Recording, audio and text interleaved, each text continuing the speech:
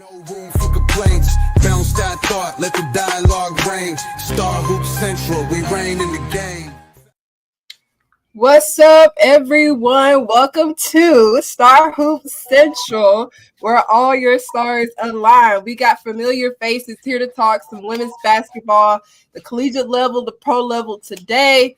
I am your moderator, by the way, Shamaria or Mario, whichever one y'all want to call me. I'm cool with that. What's up to everybody on the panel? How we feeling? Feeling good, feeling great, feeling good. How are you? Oh, great. That's good. That's what I want to hear. So let's go ahead and jump. Let's go ahead and jump into the topics that we have for today. First, a couple of days ago, the WNBA released the schedule. So we got a lot of games coming on TV. We got games coming from specific teams that a lot of people are like, whoa, that's a bit too much of some shine and things like that. Are the televised games correct in y'all's opinion? Sorry. Let me give me the flow. I got a serious bone to pick with the WNBA. Look, from one businessman to another, everybody who decided on this schedule should be fired, removed, not allowed back in the building. Their car should be repoed. Their home should be confiscated. They should be removed from any recognition according to the WNBA standards, because this schedule allocation is atrocious, is disrespectful to the players that built the game over the last 5 years, is disrespectful to the coaches that helped build the game over the last 5 years, is disrespectful to the owners who's helped grow the league over the last 5 years. I always say, respect the house you step into. I don't feel like whoever put this schedule together believes in that motto. That is a sports motto. If you ever play college ball, you already know that is literally a sports motto when you're getting recruited. Respect the house you step into.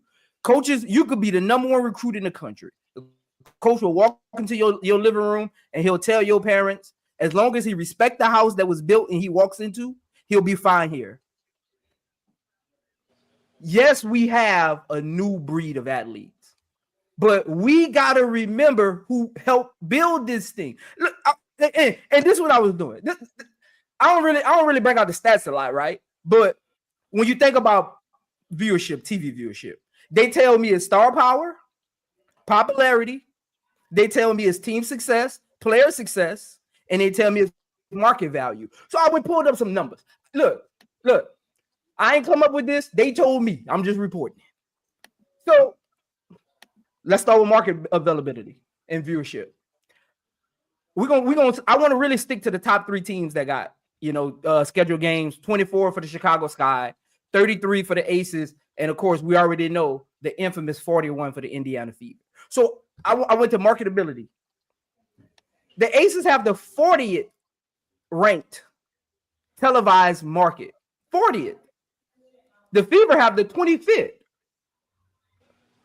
The Chicago Sky has the 3rd televised market in the country. The 3rd. So that ain't why the schedule, the viewership of percentages like that. It can't be marketability because Chicago Sky got the 3rd, Indiana got the 25th, and Aces got the 40th. So it can't be that. Schedule wise, the Aces 2024, 27 and 13, 34 and 6 in 2023, 26 and 10 in 2022, back-to-back WNBA champs, 23, 22, eliminated in the semifinals in 24 and 21. So for the last 6 years, the Aces has been the most successful and relevant team. So it can't be popularity and team success. Asia Wilson, Defensive Player of the Year, MVP, multiple time MVP. It can't be that. It can't be success. Indiana Fever, 2024, 500 record, 20 and 20. So it can't be team success. 13-27 in 2023. Can't be that. 5-31 in 2022. Can't be that. So when I look at this schedule, I say this isn't even fanfare. Nobody wants to watch the Connecticut Suns versus the Indiana Fever on ESPN. I don't even want to watch the Los Angeles Lakers versus the Chicago Bulls on ESPN. So you telling the fans you want us to believe we actually care about the Connecticut Suns versus the Indiana Fever on a primetime television game. That's what they're trying to sell us on. They say they did it for marketability. I can't wait to see the viewership on that game. I can't wait to see the viewership on some of these games. Because there ain't no way you fooling me. And you not fooling me. And see, I did some deep diving. So ESPN and CBS is regarded. I know there's some NBA TV games in there. ION, which is their actual like local networks, right? And Prime Video, which is on the rise for football, though, not basketball. The Aces has 8 games on national TV, ESPN and CBS. Chicago Sky have 6. And the Indiana Fever have 19. But this is the play they're trying to run. Chicago Sky, 3 of their games against the Fever. So technically, they don't even have their own primetime spot. 3 of those games against the Fever. So technically, Chicago Sky only have 3 games on ESPN or CBS, which is regarded where most of your viewership comes from. The Aces have 8 games on ESPN and CBS, but guess who 2 of those are against? The Fever. So the Aces only really have 5 standalone games on ESPN or CBS combined. See, that's where they trick y'all at. So they try to push. Well, Aces got 33 games. They're on Prime Video. Nobody watches basketball on Prime Video. Nope. If you don't live in that Aces local network, that I'm national televised games that they're trying to add to act like that's not national televised. You got to be in their network to watch that game. Yep. So the Aces really only have 5 standalone games as the most successful team over the last 6 years, but they tell you they add up all these things about why. And then I went and do some research because I do want to let y'all go. This is my finishing point on this. I went and do some research. Don't you know there's a website where you can actually see the bids that televised markets put in to teams? I'm going to read y'all the bids that they sent the WNBA. The Aces, 40 bids for national televised games. Chicago Sky and the Fever were tied for 35. So the Aces the networks put in a bid for 40 and they gave them 33. Chicago and Indiana was tied at 35, but they gave Indiana 41. So some of the games the networks actually asked for the Aces, they gave it to the Fever. And I'm done. Take it away. Yep. You got some thoughts on that as well regarding the televised games being correct? Yeah, for sure. I mean, many of the people on this panel I've spoken with about, y'all know I love to use the word optics. You know what I'm saying? Optics and everything. So for me, when I heard about the schedule, that's the first thing that I thought of, with kind of even just how the Indiana Fever are structured as a team now. Obviously with Caitlin Clark being on the team, I knew that they were going to try to give her more viewership, but even bringing in the Sophie Cunningham, the Sydney Colson, the Dewana Bonner, all of those people around her before they have even seen them play, to give off this, are they a championship contending team this year, right? And they're going to want to televise that run that they're supposed to be on this year, that we don't know if they can even put it together, but they want that to be televised. So I kind of seen this coming. I'm sure all of us did on this panel. It's not shocking to see it coming. It's just boring. It's getting boring. It's not shocking. It's just boring. Like, it's the same thing each year. You feel me? Now that she's been in the league, I'm not acting like it's like been 10 years, but it's like, if this happened for the next 5 years, it'll be just kind of like a shrug, because that's kind of the expectation with Kathy Engelberg and Caitlin Clark. is that she's going to try to use her to say that she boosts viewership and the Indiana Fever do that. When I struggle to believe that that's the truth. Now, I will say this too, and I use this analogy or metaphor, whatever you want to call it, the other day, is whatever you push obviously is what's going to be bought. So to me, even if the viewership is high, it does not tell me that would be the highest viewed games or team, if that makes sense. But if you're going to push 44 games on me of this person, or let me switch it up. If we go to the store and I'm trying to get toilet paper or something like that, if you're going to push Bounty more than you push Charmin, duh, I'm going to buy the Bounty. You get what I'm saying? The shelf is more full of Bounty than Charmin, for real. Yeah. So, but then somebody would say, well, Bounty sells more. Is that actually true? Because we haven't gave Charmin the chance to battle that out. You know what I'm saying? Yeah. So that's why I just feel like, you know what I'm saying? The schedule, they missed some stuff. I know we're gonna get into the matchups we think that they did miss in televising. The beefs that can be had this year, you know what I'm saying, that they should be televising, the other storylines in the league and all of that stuff that they should be televising over, you know, forcing this whole Indiana Fever on us, that this is damn near a brand new team. Like literally we don't know what the chemistry is going to be like. We don't know if we're going to like watching this basketball. You get what I'm saying? So that's kind of my thoughts on it. I definitely think they missed the mark, but I'm not surprised. Heavy on, not surprised with the push of the Indiana Fever either. But HD, what you got on this as well? I'm glad you asked, moderator. How everybody's doing out there? You are rocking with your boy. Give y'all a little opera in here. Listen, we know what this is. Like, we know what time this is. Now, if y'all came in here and thinking that there's no agenda by this, you got to be kidding me. We just left unrivaled with probably a beef that's brewing between the old head and Fisa and the new head and Angel. I'm putting that on the docket first. That's first game on the docket. Then didn't we have Kelsey Plum went to, oh yeah, she went to the Sparks, and then she said, I was treated better over here than, you're not going to capitalize on that? That's ratings. Like, y'all are trying to force a rivalry that never was a rivalry. And that's the problem I'm having. Then we're having we're going to give them 41 games. We're not going to give the Liberty no games. The Liberty just won the championship. They're a big market. Chicago, they're a big market, bigger than Indiana. Now, I understand you want to push her as the face of the league, supposedly, but last time I checked, Prince, did Asia retire yet? Did she retire? Did Stewie retire? Did Nafisa retire?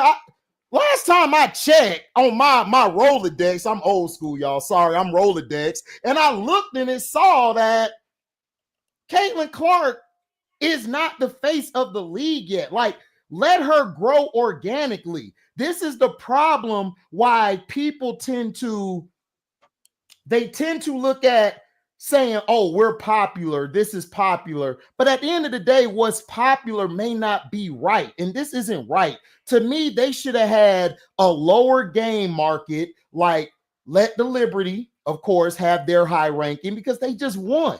That's pushing the league. Then you got the Aces.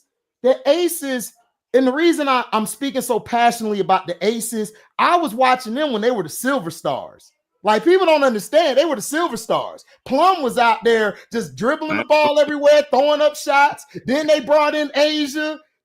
Y'all don't see, I live and breathe this. There's fans out there. You don't want to get into that market to alienate your core fans, because that's what happened with the NBA. You alienated your core fans. So now you're scrambling to try to get fans from everywhere. I'm not saying Caitlin is trash. We know she can play. My issue is, why are we doing this? Let's be honest. The game with the Aces, the game with the Sky, that was a brewing thing between Camilla, Angel, and Asia. You could have did anything. You could have had the Lynx going against the Liberty first night. They just played each other. That's what the NFL does. They always get a team from the Super Bowl or from the conference finals where they had a bumping head and they're saying, your first day, opening night. I am opening the night with organic beef, not fake beef, organic beef, because that's going to bring in the ratings. And that is my issue. Caitlin Clark should have been knocked down to 24 or 30 games. Angel should have been right there with her. And I would have put the Liberty and the Aces 1 and 2 because they have been the best teams the past 3 years. They have real beef going on with each other from playing each other. Stewie and Asia, they cool and all, but when they on that court, it's I'm the alpha, I'm the dog, I'm the one. So that's all I got to say. That's all I wanted to say. I'm upset with the scheduling, Maria, and I think it should have went a whole nother way. That's how I feel. A whole nother way.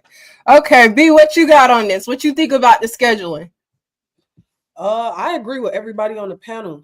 Actually, I want to piggyback off of something that Prince said about the market and marketability. I'm looking at the schedule right now, and I think it's atrocious for you to have a market like Los Angeles and you give them one game. Yeah, that's crazy. LA is literally one of the biggest markets in sports, all around, and you give them one game. I'm happy it's against the Sky because I'm pushing that matchup. I think that's a budding matchup that we need to broadcast more. Yes. But to give LA a place where sports people live and breathe sports, a place where you have some of the biggest sports organizations, some of the best sports fans, and you give them one game. I thought the WNBA is a space where you try to push and you try to force all teams. You have another city in Atlanta where you give them one game. Atlanta is not a small place. Atlanta got some push to them as well, and you give them one game. I think I got the list right here. Atlanta is number 5. Yeah, I think the games could have been spread it out and divvied up a little bit better. I get giving Indiana the amount of games you gave them. I get trying to push them. Caitlin Clark is a star. She is a rising star. She can potentially be the face of the league, but you have to be able to piggyback off of her success as well. And if you continue to force the fever down people's throat and you not forcing anybody else, then you're going to give them tunnel vision. They're going to continue to just look into the fever and not care about what's going on the other side of the league. And I'm just stuck on LA getting one game. LA. The Valkyrie too. Like the Valkyrie. How do you have a new team and you only give them 1 or 2 games and they're in Golden State where you arguably have one of the best players to ever play next door in Steph Curry? Like that's a market. How are you going to market your team? What if you bring in Toronto next year? You're going to do the same thing, 1 or 2 games? Like how are we going to, that's not growing the game. And growing the game, I think people forget that you need to push your bigger cities because you have fans there. Connecticut's about to move to Boston maybe in 3-4 years. And you're not pushing them? Like, come on. Like, what are we doing? Very in crazy. Words. Showtime, what you got? Man, look, I agree with everybody saying, man. You know, I say this many times. I think whoever's hey, look, I don't know if it's Cat Engelberg. I heard people say, oh, it's the networks. It's the networks that's making the schedule. I'm not buying into just the networks. Let's keep it real. Everybody got a hand in this. I'm going to say it once. I'm going to say it again. You can't expect the league to grow when you're only promoting one player. Especially when you got all these media heads telling you there's only one player good and everybody else trash. How you going to grow? The machine is pushing one player. Now, far as the schedule, I'm with Prince on this. All y'all make good points. How do you put Indiana Fever versus Connecticut on TV? That team traded their damn whole roster. They traded their whole roster. They finna have a roster full of European players. And a lot of them are not even really, they wouldn't even, some of these players on their team right now, I know we got Mabry still there. She's trying to get away from Connecticut. She don't want to be in Connecticut no more. They're a dumpster fire at this point. They just starting over. Why would you put that on TV? Why? There's no point. I mean, how's that? Showtime. Showtime. They got a national televised game, Mystics versus Fever, at the same time the Mercury and the Lynx play. And that's a big issue. Come on, that's bro. a huge issue. At the same time, like the Mystics and the Lynx. I mean, the Mystics and Fever versus the Mercury and the Lynx. But hey, look, here's another problem too. God forbid if this happens. What if Caitlin Clark get hurt? Yeah. That's what I said. What if she get hurt? And then somebody tried to tell me they can flex, but how are you going to flex a team if nobody know who the hell on the team? Yeah. That don't make no damn sense. Why am I going to flex a team to take the place of Indiana if Caitlin get hurt? I don't know these players if I'm the casual. So I think, and I'm gonna put a hot take out there. Sorry, Mari and everybody, I'm gonna put a hot take out there. Engelberger needs to be fired. Like seriously, she needs to be fired today. I don't think she's going to take this game to where my vision sees it going. Sometimes some people are great at business, but they're not good for the long haul. They're good to start it up, but it's time. Let me put somebody in here to let it go into another direction because I don't think she knows. And then the NBA, people forget they own what 60% of it compared to the 40 that the women own. And so I don't know if that's true or not, but they own some of it. Yeah. So like Caitlin, this from Caitlin Clark management. They said this. We need to move away from the NBA and market our own thing and push our own players. Because I just don't think this is why I love like Maria B, Key being here, or women I talk to on my panel when I do my show. They can give a better understanding of how to promote and what they look into in women. They should be the ones to do it. I don't think they know how to promote or push the game. I don't think they do. I think they see Caitlin. They're like, okay, we're just going to put everybody around Caitlin.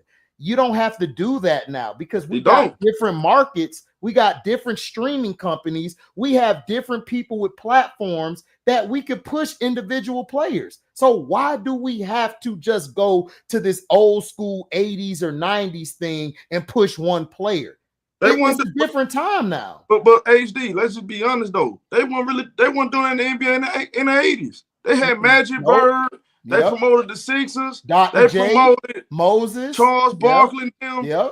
Everybody named mama knew Charles Barkley, Isaiah Thomas. This is the same problem we have in the NBA right now. Everybody keeps saying, look, we got to stop promoting the Lakers. We got to stop promoting LeBron. She doing the Adam Silver. She going the Adam Silver route. That's not making the league better. That's not. If you have some money right now, Kate Cunningham is one of the top 3 point guards. They want to make their pockets better. That's it. Look, ask your mama right now who is Anthony Edwards. She couldn't tell you, but I bet she can tell you who Charles Barkley is. Man, my mom knows who Shaq, Dennis Rodman, and them are. Yeah, so you got Angel Wilson, bro. Let's just look, man. Angel Reese, Caitlin Clark, 2 talented players. They not the end-all, be-all. You got players in front of them, they're better. My whole thing is this. You need to be pushing this Breanna Stewart versus Angel Wilson. These are the top best players. As far as you look at careers, high school, college, WNBA. They got the most declarated resumes. That should be pushed. They messed that up, though. That should have been a new school versus old school. Yeah. Like they messed that completely. That whole, I'm talking even before Caitlin came, like, and Angel Reese came, like they messed that whole rivalry up. Like they dropped the ball on that one. But I think that the biggest issue is because I think that because like I guess I understand it better in terms of when we talking like the NBA, because I had this discussion with somebody last night with trying to like if Caitlyn is the person that can draw the people in, because I feel like if you were to advertise, and as much as I want these other people to be advertised, yes, if I could have Asia Wilson, if they could showcase all 44 of her games in a season as a Las Vegas Aces fan, I would want that. I would want every game of the Las Vegas Aces aired. But it's like you have this precious jewel, and that just so happens to be Caitlin Clark. And if she's the one that can bring in the casual eyes or the most eyes, then I can understand from a business aspect. But from a business aspect, I can see why she's the target. But at the same time, I do agree with y'all in terms of like talking about certain markets being, put out there, because I think New York should definitely have more games on TV, especially with them being New York, first of all, and them having added pieces this off season where they damn near could potentially go right back to the championship, and them having won last year. So I'm like really in the middle. I want to say yes, but I think y'all have really swayed my opinion over with not being satisfied with the correction in terms of the scheduled games and everything like that. Right. Y'all want to add anything else? Hey, marketability is everything. Why do you buy Nike? It ain't because they got Nike has one of the worst running shoes in the world, but they still sell the most. Asics and Reebok have better running shoes. I'm talking to people that actually jog will tell you this. Yes, I run at least 3 miles every morning. They have the best running shoes. But if you look at the market, Nike sells the most running shoes. Why? It's because they know how to market their brand. They know where to put it at. They know who to put it in front of. People keep saying Caitlin Clark and Angel Reese brings the eyes to the WNBA. That can be true on one hand, but on the other hand, they're not marketing the league like they should, because Asia Wilson is marketable. Stewie is marketable. Fee literally just showed you in her league. She's marketable. You didn't see Stewie a lot. You seen Fee face out front. Think about that. Nobody's really thinking about that. Yeah, Fee was the one. Fee was the face of that league. Fee was pushing that league. Fee won the MVP. And that league still had viewership. Even with all the injuries, even with the limited playing time, even with the 3-on-3 format versus the 5-on-5, which your casual fan is used to, that league still brought in sponsors because they put their target audience in the right area for the right viewers to see what they were capable of doing. That helped them bring in sponsors. They formatted in a way that was appeasing to the eyes, even of those who were only comfortable watching 5-on-5. So they appeased to the fans as well. The timing, the quarter amounts, all of that, the 11 points added to the fourth quarter versus the fourth quarter just being timed as well. They did little things to attract viewers to say, what's next? The WNBA hasn't. I don't know what's next. I'm not excited about what's next. Furthermore, the whole Caitlin Clark is the cash cow stuff. I wanted to say something else. It's so flawed. Like, it's such a flawed mindset because so in business you have repeat customers and then new customers that sometimes don't never come back. And the most important customers are your repeat customers every time. Those are the customers you keep, not the new ones. You try to get them in, you want to get more new ones, obviously, but the ones who stay and stick around or who's going to stick is who you care about. The thing about the average Caitlin Clark fan, if we want to keep it a band, a lot of them are only there because of their political views wrapped around her and what she means to them. Facts. They're not there for the league. They don't care about basketball. They don't care about the other women. They don't care about any of that. That means is that at any time that fan can falter. That dollar can go at any time because they don't actually care about the league. So to say that that's the cash cow or that's what we need to use to build the WNBA is flawed. It's extremely flawed because that is not the most marketed person in that league. And that is just the facts. And that person as a whole is not even marketable. They're listen to what I'm let me be clear. That person is not marketable. They're marketing things that have to do with her, but not her. If you pay attention, Caitlin Clark is not being marketed. They're marketing other things, not her. She's not a walking billboard. She's not. Just her name, not her personality. She got no just her personality. Name. Show me a commercial that got her personality in it. They're just marketing her name. Right. That's it. And let me give y'all, hold on real quick, B. Let me give y'all a quick little rundown.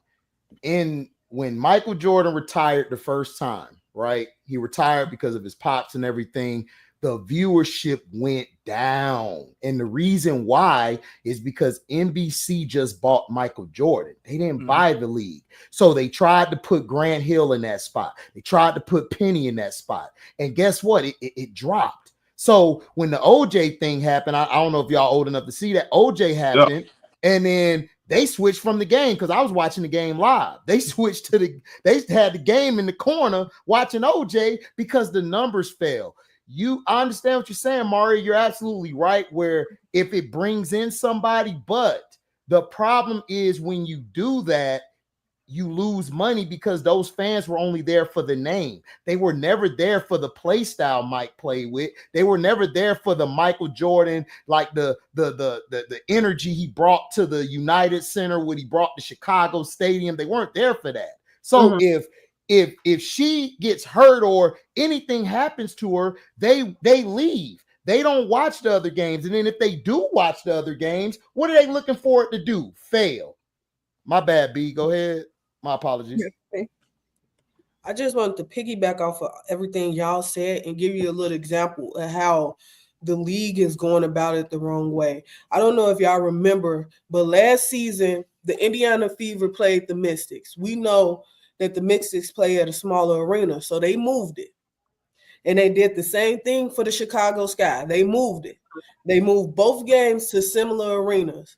The Indiana Fever was able to sell out that arena, one, because they sold the Fever tickets for $6. Two, because they opened up the 400 level and didn't make it a limit or cut off on how many tickets they can sell. Contrary to the Chicago Sky, they sold the Sky tickets for $36 and they cut off the 400 level. The Sky sold out that game. Why not give them the same level playing field and allow them to sell the same tickets? Because they're trying to push something down our throat and trying to make it so we believe what they are trying to get us to see. But if you look deeper into everything that they're doing, the numbers are the same. It's just how they're presenting them to us. Yeah. And B, who runs the media? That's all I gotta say. That's all I gotta say.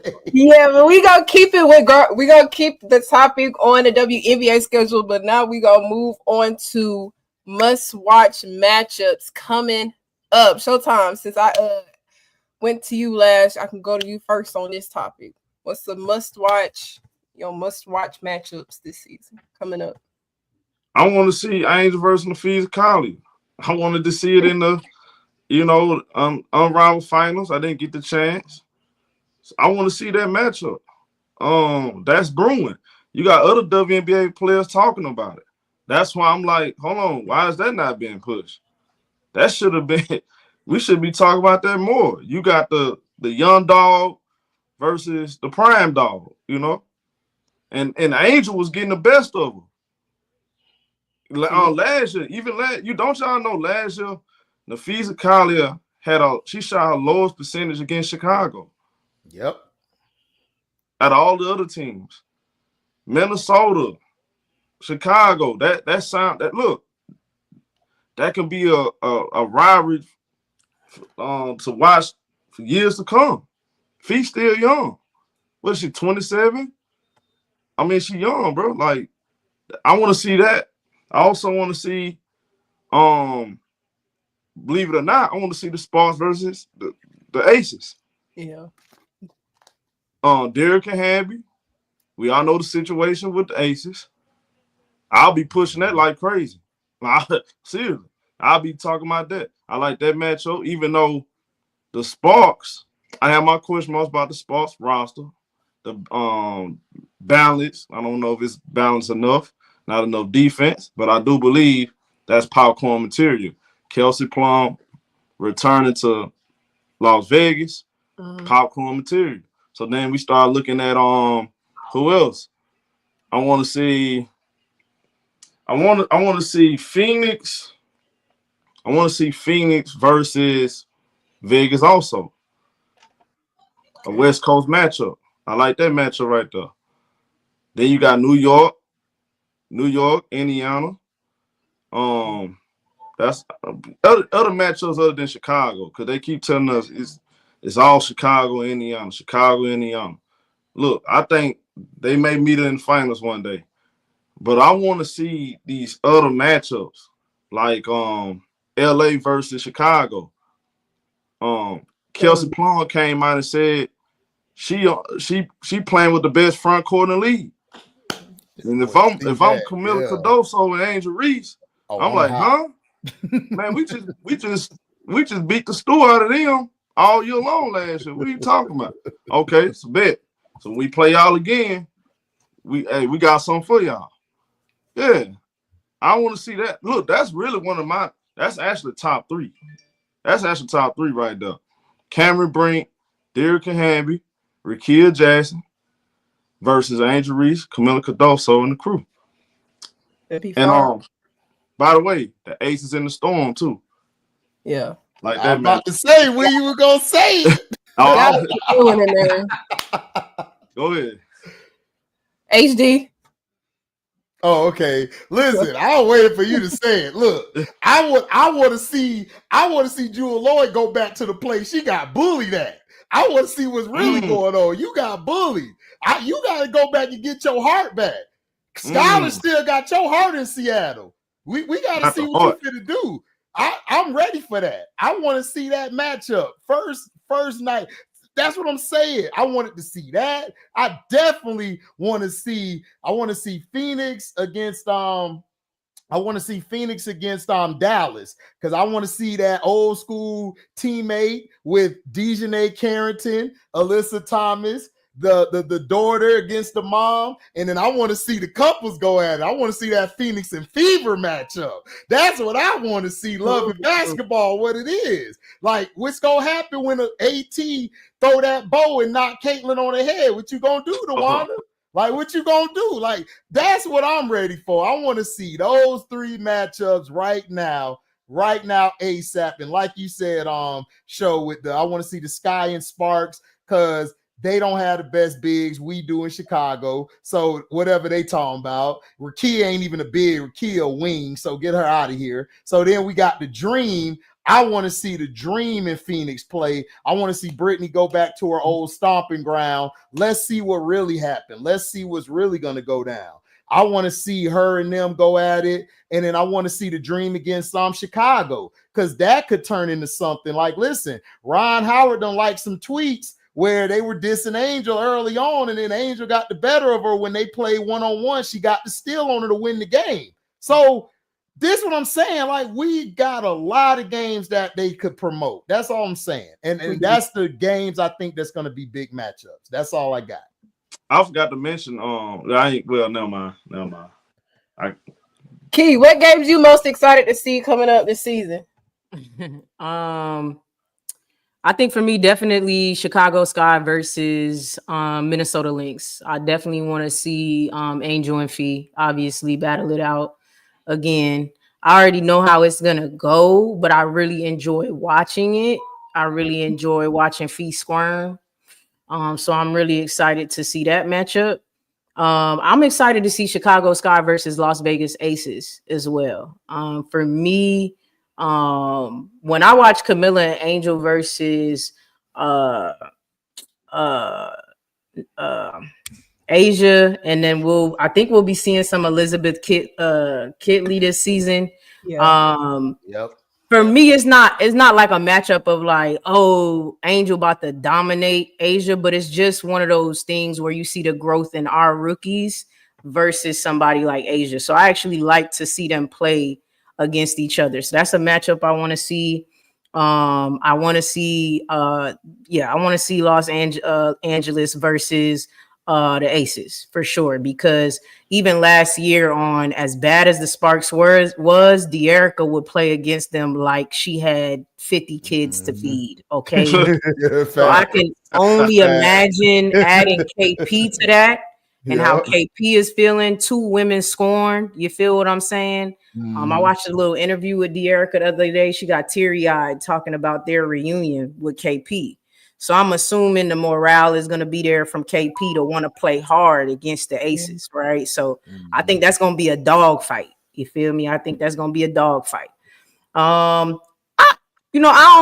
never drank the Jewel Lloyd Kool-Aid this season, so for some reason I could care less about their matchup for real and them going back home. But I do expect it to be some kind of redemption year for her. Yeah, I guess we kind of seen her, and I think why I'm not excited about them is because they had their chance in Unrivaled and Skylar punked her every time.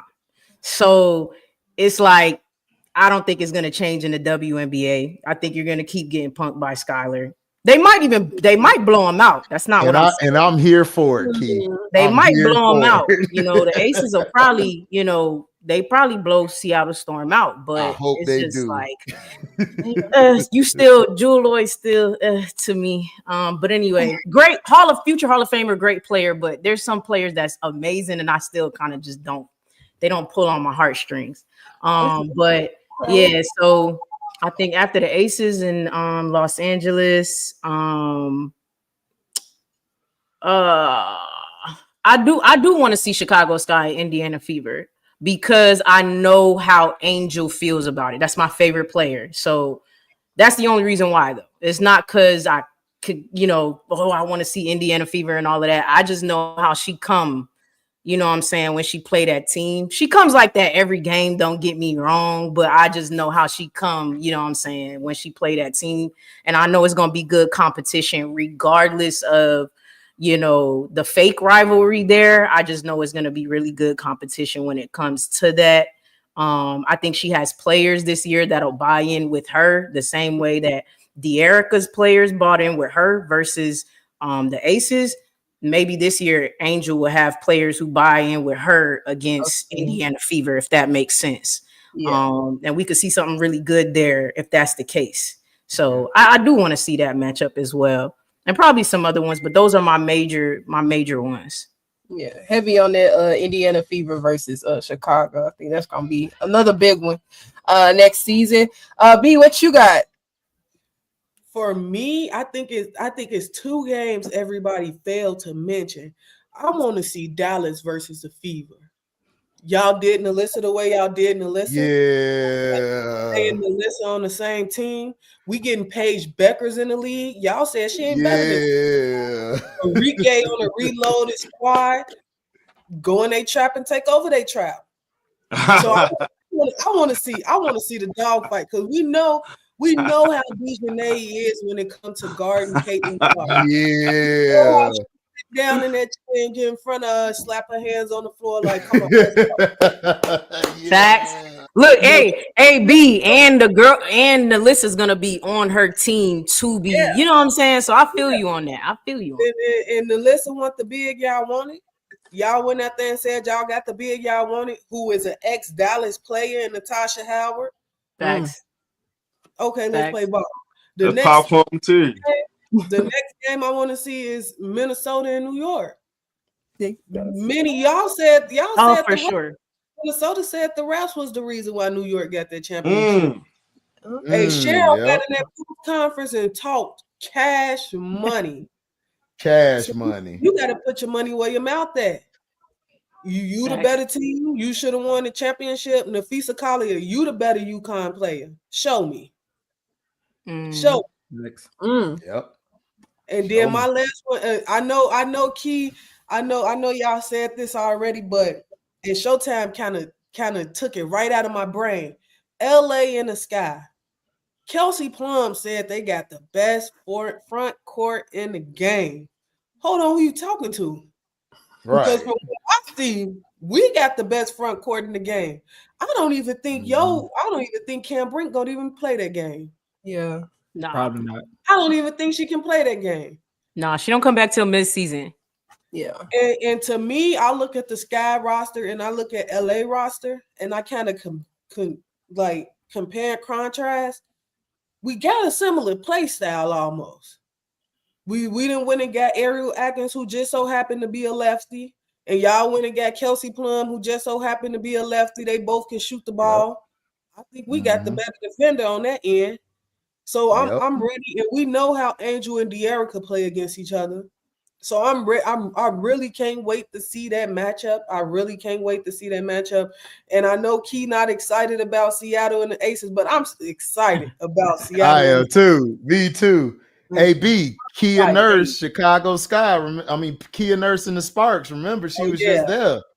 Yeah. And she came in saying that she happy. So she's seen the front court and she the front court feeling still. Yeah. Yeah, but with the Storm and the Aces, we got to realize that Jewel Lloyd was drafted by the Storm. The Storm was supposed to be Jewel Lloyd's team. And when you feel like you got pushed out of a situation and you in a better situation, you may come out and play different. And we know you got Chelsea Gray and Asia around you. They're not going to accept you being more than what they ain't going to accept you being less than what you can be.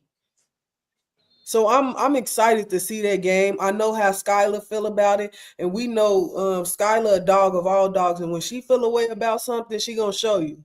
So I'm excited about the Storm and the Aces, but those my 3-4 games I'm excited to see this season. Man, y'all got me excited just thinking about these matchups next season. Heavy on that New York and oh my gosh, New York and Lynx matchup, a rematch of the finals. I'm excited for that one. But Prince, what you got? Look. See, look, WNBA. I can send you my retainer if you want me to. Just know it's gonna cost you. It might cost you a little bit. It might cost you a lot, but it's gonna cost you. Cost them a lot. F them. Cost them a lot. Cost you. Look.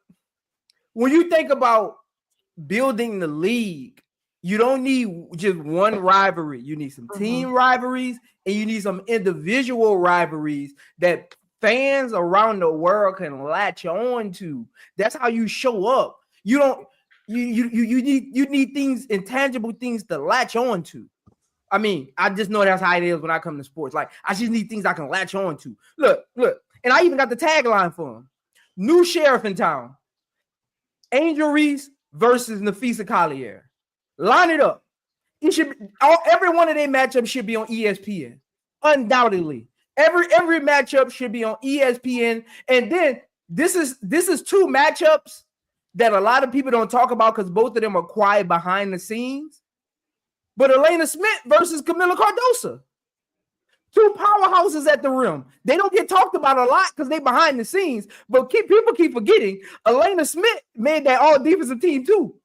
Nobody talks about it, but people keep forgetting she made that all defensive team too.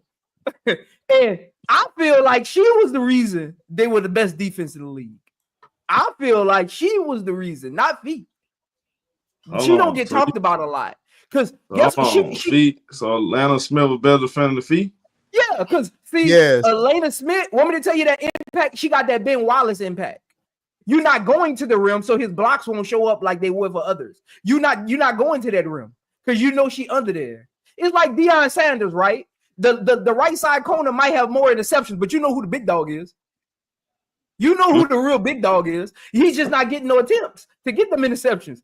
But you throw it over there, he does a pick six. So I feel like Elena Smith and Fee got that same combination. Fee benefits from Elena being behind her and McBuckets being in front of her.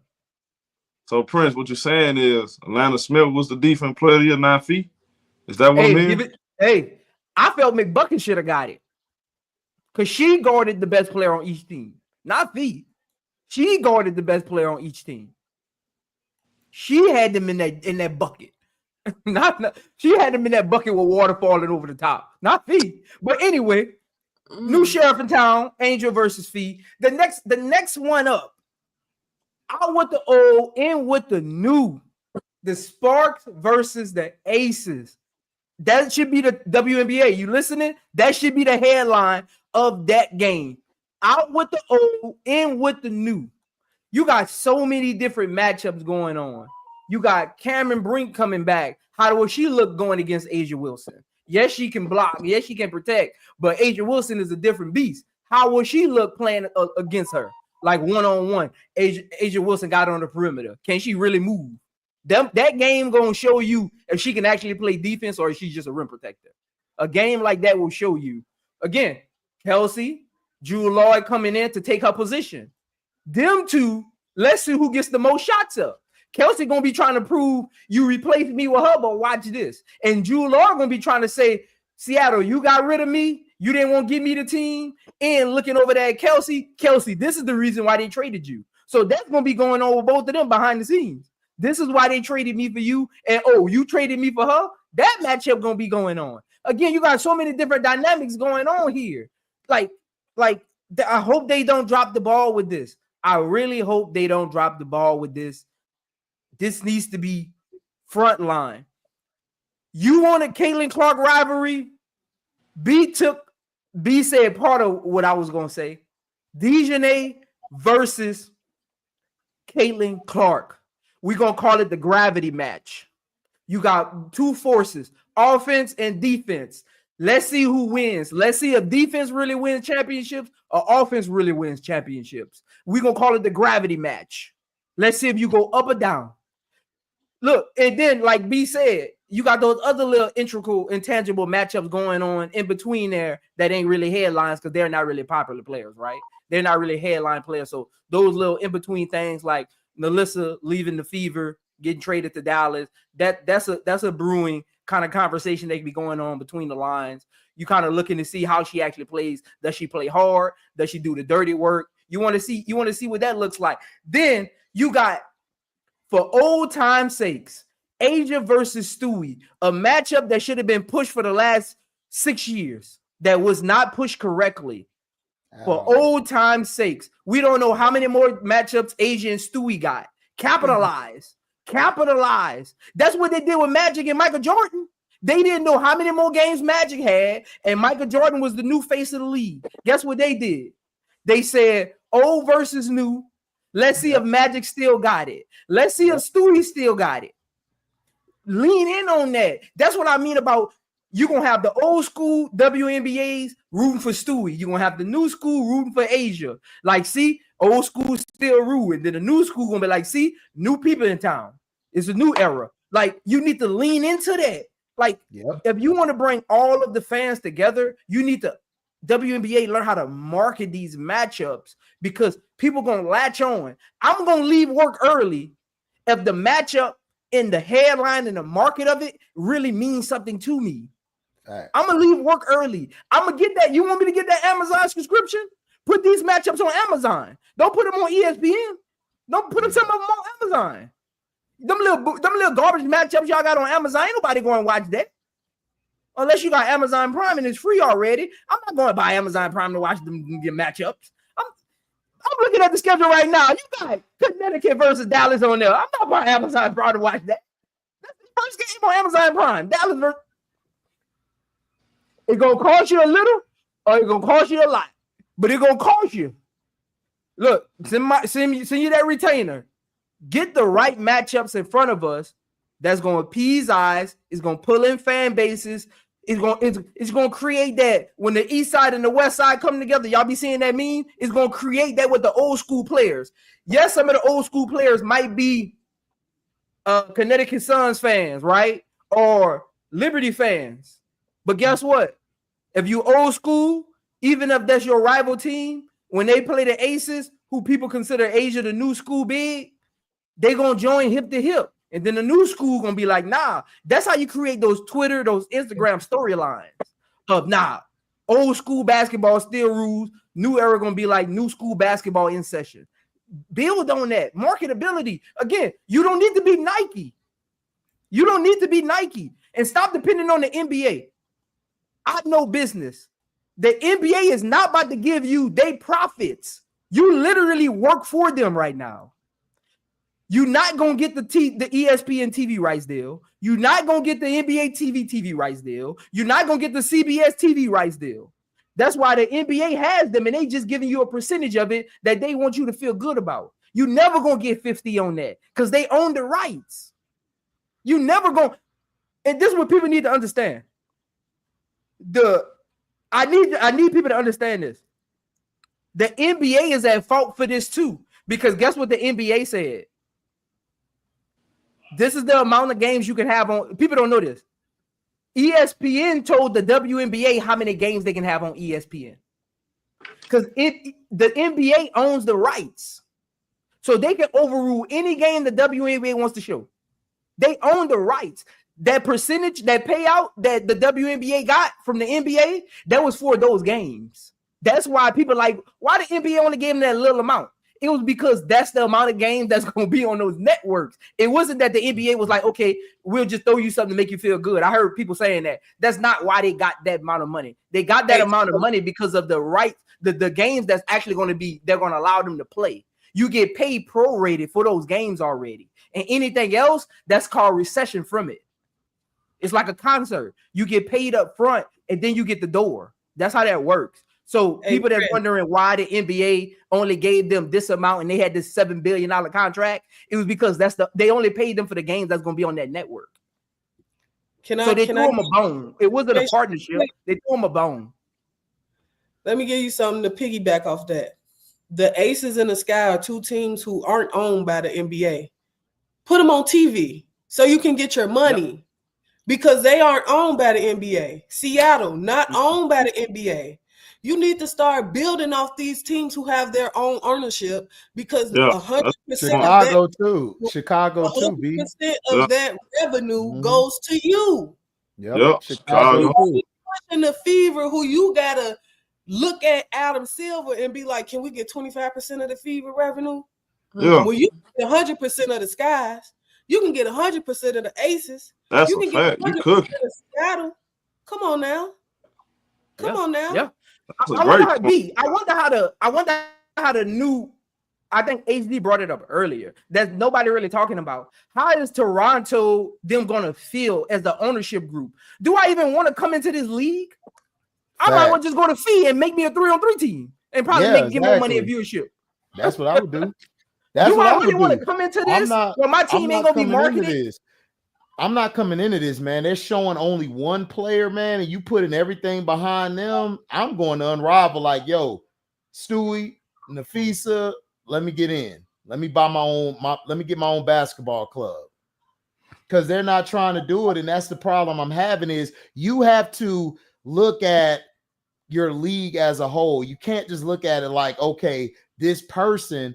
And I agree with B. Chicago got their own stuff. And what she said, the Aces got their own stuff. And I think that's probably one of the reasons why they don't want to push them, because they get more money off of the teams they put out there than they do them. So you got to think about that as well. I don't understand, man. I don't understand, man. And then they need to stop lying. Caitlin Clark did not bring all the viewership. The Aces, Google. The Aces literally had the highest rated finals in the last 25 years in 2024. Caitlin Clark wasn't even in the league yet. Angel Reese was not in the league yet. They were not even being pushed by the league yet. Those viewers didn't come from them. People really like WNBA basketball because it still gives you that old school feeling. It's not all the threes being thrown up there. That's not even really basketball to me. That's why I can't really focus on NBA a lot of times. Some teams, I don't want to see all them threes. That's not basketball. I want to see plays ran. I want to see backdoors. I want to see all the intangible things. The WNBA still has that. They just don't market it. And that's very weird. No, they don't do it, man, because they're trying to push. We're in the business now where everything is clickbait or narrative. That's the name of the game now. So they don't care about that you're speaking truth right now, Prince. They're going to look at that as, oh, you're hating. You just hating on this person. That's just what they do now. That's what it is. I do have a question. Do y'all feel like that? Because I've been in other spaces, WNBA spaces, And from what I get, the marketing with the WNBA has not been the best for like the past couple of years. Not even just specifically with Clark that they say. Would y'all agree with that? Or would you say it's like at an all-time high of just like completely trash marketing? Maria, they've been trash ever since Lisa and them left the game. Let's just be real. They've been trash since Lisa, Dawn, and all them left the game. So you're right. They haven't been good. It ain't even 2 years. Let's go back to when Cappy Pondexter was playing with Diana Taurasi. They weren't marketing the game then that good. So it's not just the fans coming on, it's the league as a whole. I don't even think they believe in their product. That's what it looks like. I don't think they believe in it. I think they're like, okay, this girl is famous from college, shooting the logo three. She's the girl Steph Curry they're trying to push. All right, we're just gonna push that because I don't think they really know what they're doing. There you go, HD. I don't think they know what they're doing. They don't know how to market. They don't know what they're doing. And Unrivaled just did a master class, and they quite literally refused to take the master class that was given to them for free. They don't know how. That's the reality. Everybody's also still betting on this TV viewership stuff when people don't really watch TV no more. Marketing now is all social media. That is 90% of marketing is social media, period. How many clicks this gets. If you go look at your YouTube studio, we all have YouTubes. You got to go look at your analytics, your click-throughs. How long do people videos? All of that, right? That's what it's about. It ain't about no TV show and all of that. That's just not what it is no more. You know what I'm saying? But they don't know how to market. I don't understand why they did not look at Unrivaled and say, let's take some stuff from here. And let's actually, these teams too, because it's not just the league and Kathy Engelberg. These teams and their ownership have to be on board with marketing their team a certain way and their players a certain way that locks in with the culture. Really, TikTok and all. I don't even have a TikTok. I've never had a TikTok. That is the culture right now. So if you got a team, you need to be on TikTok. You got to be on TikTok. You have to be. That is marketing. It's not just as simple as who we gonna put on TV. What's the best matchups? Okay, that's all we got to do. No, you got to figure out some type of thumbnail or video or sound on Instagram that is getting 10 million views and put it on a video with Nafisa Collier and Angel Reese. It's not as simple as just saying Angel Reese and Nafisa Collier. It's just not anymore.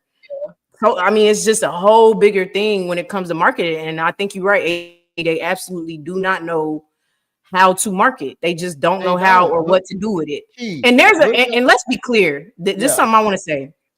There's a market for everything, by the way. I don't like when people make it seem like, well, there's these types of players. We have no market for that. There's those types of players in this world and people want to watch them. Stop it. There's a market for everyone. How did Unrivaled market their stuff? They were unveiling a player at a time. Like genius. They thought outside the box. They don't have no outside the box thinkers. They got people who've been pencil pushers and getting their X equal YM plus B thing going on. They don't know what to do. They're not even in them circles. Like they don't even like Angel brought so many eyes to the game by just going to Met Galas and things like they didn't even capitalize off of that. Yeah. Don't get me started on that. Don't get me started on what are we doing here? Like don't get me started on the HD. I would have made Angel Reese a dress that had WNBA signage on it. Thank you, Prince. That's what I was thinking. I was like, why not put WNBA on her gear while she out there promoting? Bro, they so dumb. They don't know what they're doing. They really don't. No, they don't. And I agree. Sorry, go ahead, B. No, you got it. They're trying to use, y'all gotta understand. Let me say it real quick. They're trying to use Angel Reese versus Kaden Clark as a quick fix. I mean, she pretty much admitted that on the interview. Yeah. And then the whole answer, what about the dark side of it? You know, the racism part, the hatred. Oh, that we got to overlook that because we got a good thing going. Yeah. You're looking for a quick fix. That's it. You can't, to me, you're not growing the game organic for real. I mean, it's all, look here, bro. It's y'all know how easy it is to say Angel Reese she ain't this, she ain't that. Kaylin Clark, y'all bullying her. You know how easy it is, but it's wrong. It's wrong though. You don't know, you understand, like you're crushing your product. This is the WNBA, not the CCA. No. You gotta keep that in mind. This is not her league. This is the league. They're supposed to be a fraternity, you know, supposed to be a sisterhood. Like the NBA, you don't see that in the NBA. You don't see that kind of crap, bro. It's a brotherhood. Everybody wants to play basketball, they highly competitive as women. I like what Natasha Cloud said on that interview. She was saying that, hey man, look, a lot of people, they think because we women, we not competitive. We are very competitive. It's nothing personal. You know, it's nothing personal. We all just want to prove to each other who the best. And remember, she even said when she saw Nafisa and Angel, where Angel got the steal, and then she tried to push her, she said, oh yeah, we up right now. We up. That's the point. Like, come on. And people love numbers. Key said they need to start doing more TikToks. 50%, no, they said 64. 64% of WNBA fans are between the age of 18 and 34. Mm-hmm. Mostly on TikTok. You got 44% are women fans, 55% are men fans. You got more WNBA fans in the South than you do in any region in the United States. Yet the South has less teams than any region in the United States. You got the WNBA saw a 60% increase in season ticket holders from people of color, Black people in general, women, in more years than they've ever seen. You're not marketing to the right people. That's why I said it's a market for everyone and everything. Listen, Don't let them I'm Key's agent, just give me 5%. And I just want 5% for Prince. That's it. Prince can get the rest of it. I'm good. Yeah, but I heavily agree with Unrivaled. I feel like they've somewhat kind of laid a blueprint that I feel like the WNBA should follow. And there's some things that transpire in the league that the WNBA should definitely latch onto, especially when we talked about creating rivalries. I think Angel Reese and Nafisa Collier would be a sight to see that a lot of WNBA fans will want to see. Showtime, what you got? Another thing too. The NBA always have commercials with all the players in there. Yeah. Whether it's opening season and Christmas. They do that every single year. I want to look, what we gonna do? Y'all know what I'm talking about. Here's your opportunity right here. Yeah.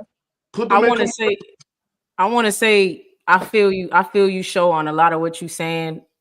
I'll say this. And I'm not saying like that won't work or anything like that. I know we like to bring up the NBA to kind of size it up with what the WNBA should do or what we have seen. And that's the only thing we kind of have it to compare to anyway. But I will say, even in trying some of those things they did for the NBA, I mean, it's actually mind blowing how big the WNBA could become if they would just market correctly in the way that you can market women and market to women and market to Black women, white women, gay women, whoever. Mm-hmm. There is a market for everyone. I cannot say that shit that enough. You know what I'm saying? There is. And you just have to figure out how to market to them. You don't have to do the same thing the NBA did. You could use it, but it's a whole new time now. Social media wasn't even around back then when they was doing that. It just wasn't. Now it is. It's so much you can do. And I have to step back in on what you just said, HD. They have quite literally the biggest cultural shifter in the WNBA in Angel Reese. Yes. I do not say this because she's my favorite player. but because she is quite literally like 10 NBA players in one that we've seen through the history of the NBA. And let me say this. Angel Reese is like an Allen Iverson, bro. Do y'all remember when Allen Iverson came in the league and the cultural shift he brought? The eyes, the tattoos, the everything about the braids, the sweat. But then what he did was he opened a tunnel and said, "Come on in here, rappers." And this and that, and that's what she's doing when she goes to the Met Gala. That's what she's doing when she has the lottos and the what you hear at the game for Angel Reese. You know what I'm saying? That's what she's doing when she brings pop culture into basketball. You know what I'm saying? That's true. You forgot about the runway. She made that popular. Yes. No, I'm not done. I gotta live. You gotta scroll. We'll be here for another hour if I spit off all of the things that she's done. If I will be here for another hour. If I'm any of them, I hate to say it. She has a golden pass when it comes to the If I'm the WNBA, right? Like I'm like, Angel, I need you in the office. You know what I mean? Like, what do you need? Hey, Key, we need to hire those admins from those teams. Yes, like they would be like, we need that interaction online. Yes, that's a fact. That's a fact. I would call them like, yo, Nola Henry, I need your best friend for Rose BC. Ghost, I need Joe. She's partnered with the Met Gala. If you not calling her phone right now, like, yo, Angel, we know you with the Met. Like Prince said, we first of all, B. Designers I got you for this outfit. We can get designers together for this outfit. Yes. Not only that, now what you do is you're partner with them. If people don't know how the Met Gala works, they buy tables and stuff like that or whatever. If I'm the WNBA, Angel, I'm buying the table and I'm sending other WNBA players with you to have an exclusive WNBA table for y'all. Rakia Jackson, face card, crazy. But you can go bigger than that. Guess who owns the Met Gala? And for real. Guess what he owns? Him and LeBron James are literally partners with Louis Vuitton. Why not connect Angel Reese and Pharrell? Get Louis Vuitton. You want to promote these runway shows? Get you a good Instagram and TikTok project manager to run these accounts. Every WNBA player will be wearing Louis Vuitton by the end of the season. Let's get this money. You want to get overseas? Is Nike gonna let them, Prince? This is what people don't realize. When I listen to people talk sports, and people always be like, "Zoe, you played. Why you don't never be in the NBA circles?" This is why. First of all, I don't like the LeBron Jordan conversation. It's tiring. I don't want to have it. I hate it. But this is another thing. People have irregular arguments and conversations that I don't like. Look, the WNBA, the NBA American ratings are down. Their overseas ratings are higher than they were in the 90s. Am I right, HD? Right. People, that's what nobody talking about. Why do you think Adam Silver is worried about overseas? Overseas, we don't get those statistics. Only if you actually do research, you get them. They don't put them in front of you because it's not American news. Nope. Overseas ratings are higher than the 90s and the 80s. So don't let people confuse you thinking the NBA is down. How you think they just got a $7 billion? The NBA just got a $7 billion contract in 2025. Exactly. 7 billion, not million, billion. Yeah. Billion. And it wasn't a 2-year deal. That's extended out to 35. Yep. And the most marketable team stop listening to the NBA is not down. Don't let the NBA is probably down in America. Yes, but it got a roll outside of America that nobody talks about. Dubai is a beautiful place. Go travel. Turkey is a beautiful place. Yes. I was there for 6 years. Go travel. Africa is a beautiful place. Don't let people think you is on sandcastles there. Nope. Look, hey, Prince, you got the opportunity. The WNBA has a clean slate. You got 2 new faces that you can market. You got matchups you can market. They have nowhere to go but up. How do you keep falling? You have no base. You really have no base. You got nowhere to go but up, but you keep falling. That's incompetence to me. That's a fireable offense. And Prince, Angel was the only WNBA player who's been invited over there to Dubai, Abu Dhabi for their NASCAR thing. You couldn't piggyback off of that. You're not trying to, you see, you doing the wrong thing and trying to push this person. We get you pushing this person because it's a demographic over there you trying to get into the game. And maybe we don't want that demographic into the game because you got to think about the things that demographic believe in and what your league is about. Them two things don't mesh. And that's why you got all this craziness going on right now because those two things don't mesh. But yet you got a girl right here who's getting flown across the country to different places. You want to become international. Your league couldn't even make the video for the Olympic thing. But you want to become international, yet you got this international piece right here. This league couldn't make the video for the Olympics. I'm telling you, we're gonna see a documentary in the 20-year future about Angel Reese. I bet my last dollar on it. Oh my God, in the trailblazer she was for the league, for real. Hey, I'm confused. Why does the NBA have a, speaking of documentary, why do they have an Olympic documentary on Netflix? WNBA, ain't y'all partnership with Amazon who literally started the documentaries? That's what I was asking. Deanna Taurasi not have an Olympic documentary. She is the #1 scorer in WNBA history. You have a 2-time MVP and the real face of your league on the same. Y'all go ahead. Y'all got it. The more I talk about this, the more I get mad. Because I'm a businessman. You was businessman. The more I talk about this, the more incompetence that's coming. You know when you got to talk something through and you start realizing other things. Y'all got it. Netflix should know what to do next. They definitely got to make one for that Team USA team that just got done hooping for the women. They definitely got to do that. Definitely. You was cooking with that. But we got to go back to the schedule again. And we got to talk about which teams do y'all feel like will be battle tested this season. I got a big team. I feel like that should be definitely battle tested. But I want to hear what y'all got to say first. HD, who you got? Glad you asked. I think the Dream are going to be battle tested. They're my surprise team this year, just like I picked last year, and they proved me right. Thank you, Leash. Thank you, Ryan. So I'm going to pick them to be battle tested when they get to the matchup against. I had it right here. Sorry about that, guys.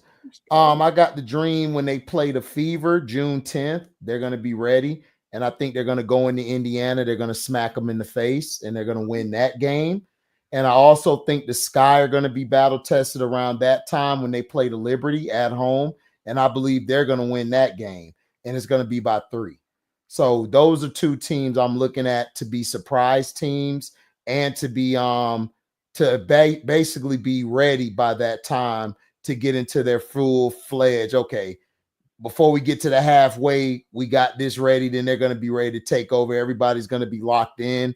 I like the Dream to be, the reason I'm saying the Dream is because people aren't really rating them high. They're really not talking about the Dream. They're only talking about the main teams, which is New York, Aces, Indiana, and probably they talk about the Storm a little bit, but a lot of people aren't really talking about them. And also I think Phoenix is going to be ready as well too. I think Phoenix, you ought to look out for them too. I think Phoenix, when they get to the Aces, June 15th, I think that's going to be a good matchup to test where their gauge is going to be at. So those are the teams I have. Some good picks. Showtime, what teams you got? Battle tested. When you say battle tested, you saying like the top contenders? When I think battle tested, I was thinking a team where I was thinking they was gonna be tested on how good they were going to be, if that makes any sense. I can't even really explain it, but that's how Phoenix. I like Phoenix. You got one of the best players on the in the league on your team now. Okay. I think she's one of those players, man. She's gonna be the anchor on offense and defense, something like Draymond. I'm talking about AT. I think Phoenix. I think they're gonna be battle tested. I think they're good. I like Atlanta too. I think Atlanta not getting talked about enough. That was a good pick. Yeah, I think Atlanta's probably the most slept on team. They low key kind of deep in their position. They are. I like that pick. Yeah. Any other team? That's it. Yeah. Them two teams? Okay, I'm rocking with them. B, who you got? Which teams do you think gonna be battle tested this coming season? Battle tested for me. Y'all know me. I'm Chicago through and through, so I'm gonna go with the Sky. Yeah. I think this team, a lot of people looking at and like, but we got some dogs on this team. And I think we got a point to prove, especially with a team now who I think should be able to shoot the ball from the three better, way better than last season. Another team I think will be battle tested for me is Dallas. I look at that Dallas team and you look at how it's constructed and you like, they got everything now. You got a big who can, she's not, I think she can be better than what she was last season. She's Pillsbury-ish. I think she can be better than what she was last season. Now you got, you most likely bringing in a point guard in Paige. You got defense in Dejanay. You put together a team on paper that looks like it should be one of the best teams in the league, or at least in that middle pack. Now you just got to go out there and prove it. And I think Dallas is a team. I think if they click, if they get it together, they should be a pretty decent team. So I got the Sky and Dallas for me. Oh, good picks. Kid, who you got? I think I understood the question completely different than y'all. When I read what teams will be battle tested early, I was thinking like literally what teams will be tested early. So I'm gonna answer this completely differently because I think I understood it completely differently. I think Indiana Fever will be tested early, for sure, because it's a whole new team for the most part, and so I think very early on it's gonna be kind of a What'd you say, Show? I think I'm confused about the question. That's why I said I read it differently. So the way Key answered the question is the question. How it should be supposed to be answered. Okay. I understood it like Key. Addition to it. So that's why it's different answers, because but the way Key answering it is the right way to answer. Oh, okay. Yeah. I thought I was wrong, to be honest. So I was like, it's the word battle tested, because battle tested is like proven reliable. Yeah, proven. That's what I was thinking. Yeah, that's different. Yeah. Now tested. Okay, my bad. Yeah. Okay. So which teams will be tested early to me is Indiana Fever. Just because they're a new team. It's this whole championship thing being pushed. So I think they'll definitely be tested early. I think Chicago Sky obviously will be tested early. Another whole new team. Gonna want to see what they're made of, especially from last year. And if they can make a jump, it's a new coach as well. So that's gonna be being tested as well. There was another team in mind for me. I think Seattle, the Sparks, and honestly, one of the teams that I know is going to be a good team, but they will be battle tested just because coming from the type of pedigree they come from and some things shifting around, I still think they'll be battle tested. Not that they won't show up, but the Aces. I do think the Aces will be tested early as well, just with the new composition of the team. It's gonna be to see what we really working with here. So I think those will kind of be the teams that are kind of tested early on to see, okay, do you really got it or not? You know what I'm saying? And kind of see how they flesh out when it comes to that. So those are the teams that I had. Nice. Prince. I got two teams. My first one is the Minnesota Lynx. I'm interested to see if they'll have a hangover. Because, I mean, I've been watching sports a long time.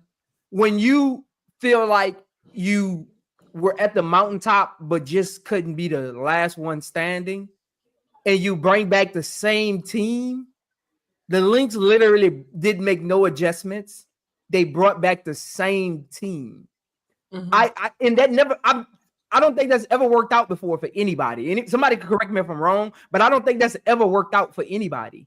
Even the Eagles tried to do it and had to blow that whole team up. Like, I don't think that's the Saints tried to do it. The Lakers tried to do it with Kobe them. The Aces tried to do it last year. Like when you reach that mountaintop and you don't really get there, it weighs on the team. Everybody's looking around like, is it our year? And the whole year, you miss the little things. You miss the little things. I mean, I think that happened. I got from experience that happened my senior year. Junior year won it. Came back senior year. We all just trying to get to back to the championship, right? And we young, so it was the cultural responsibility to help us with the little things. You miss the little things that teams are getting better around you, and you got to advance in. So I think the Lynx might have a post-championship run hangover as far as bringing back the same team with no adjustments. Teams gonna have you see what happens is now teams they're gonna see how the Liberty beat them, and they're gonna try to do that. And you didn't bring back, you got the same coach, the same players. That means you coming back with the same offense as well. I mean, you ain't bring in nothing that's even on your bench. Your bench didn't even get better. You lost Hines Allen. Like, your bench didn't even get better. So the Lynx, people are high on the Lynx, but I gotta see it. My next one is Dallas. Young, trying to build a core, trying to figure out what they're gonna do with Enrique. They got the Aces, the Lynx, the Fever, the Sky, the Dream. This is like their first 10 games. Like, I'm interested to see how that team, because I think their first 10 games gonna make or break them. If they get out of those 10 games with like a 2-8 record, somebody on the trade block before the Commissioner Cup happens, somebody on the move, because you need to establish who team that is. And I think that's going to be the problem with the Dallas Wings. They don't know who team that is. You got Paige coming. You want to market her. You want to make her the face of the team, right? She's your future. But Enrique is still there. And it isn't like Enrique is on the backside of her prime. Enrique is still in her prime. So over the next 3 years, who team is it? Like, I think that's something they need to establish. Like, who team is it? And honestly, I don't like they starting lineup. Whatever it's going to be, that's not a good team. And that's all I got. That's not a good team. So I got the Lynx championship hangover, and Dallas, their first 10 games going to be make or break. Well, I will say real quick, Seattle, Indiana, New York, is they going to come back with that same hunger? Sometimes you get that championship, you don't have that same hunger. See, they were hungry. They got beat by Vegas. Vegas was celebrating. They was making fun of them, so they use that as motivation. So what's going to be the motivation this year? Now go ahead. Yeah, I interpreted the question just like he did as well. My team that I feel like will be battle tested is going to be Indiana for the obvious reasons. Yeah, new squad. We got to see if they mesh well together and things like that. But I'm excited to see what the next season will bring. But still talking about next season. Wait, before I move on to the next topic, I need y'all people that's watching this video to like this video, like this live, and subscribe to the channel, and make sure y'all turn on our post notifications so y'all can get the ring for whenever we go live, which will be Mondays at 5 p.m. Central Time, always. But next topic, year 2 is loading for Angel Reese. We know she had a stellar rookie season. Great rebounder, great defender. We saw that all last season. We saw her get better offensively and unrivaled. So, where are we going by like the end of next season, or are we going before, like as of right now, Angel Reese, where she ranks in terms of all the bigs in the league? Let's clarify that before we right now, at the start of 2020, right now. Into the season. All right. So you talking about bigs, or you talking about fours, or you talking about fours and five? I did fours and fives. I did fours and fives. So you know you got Big A number 1. You gotta put Fee as of right now, number 2. Stu as of right now, number 3. Who else? AT. AT is more proven. I'm not gonna put Angel in right now. She's just a rookie. JJ.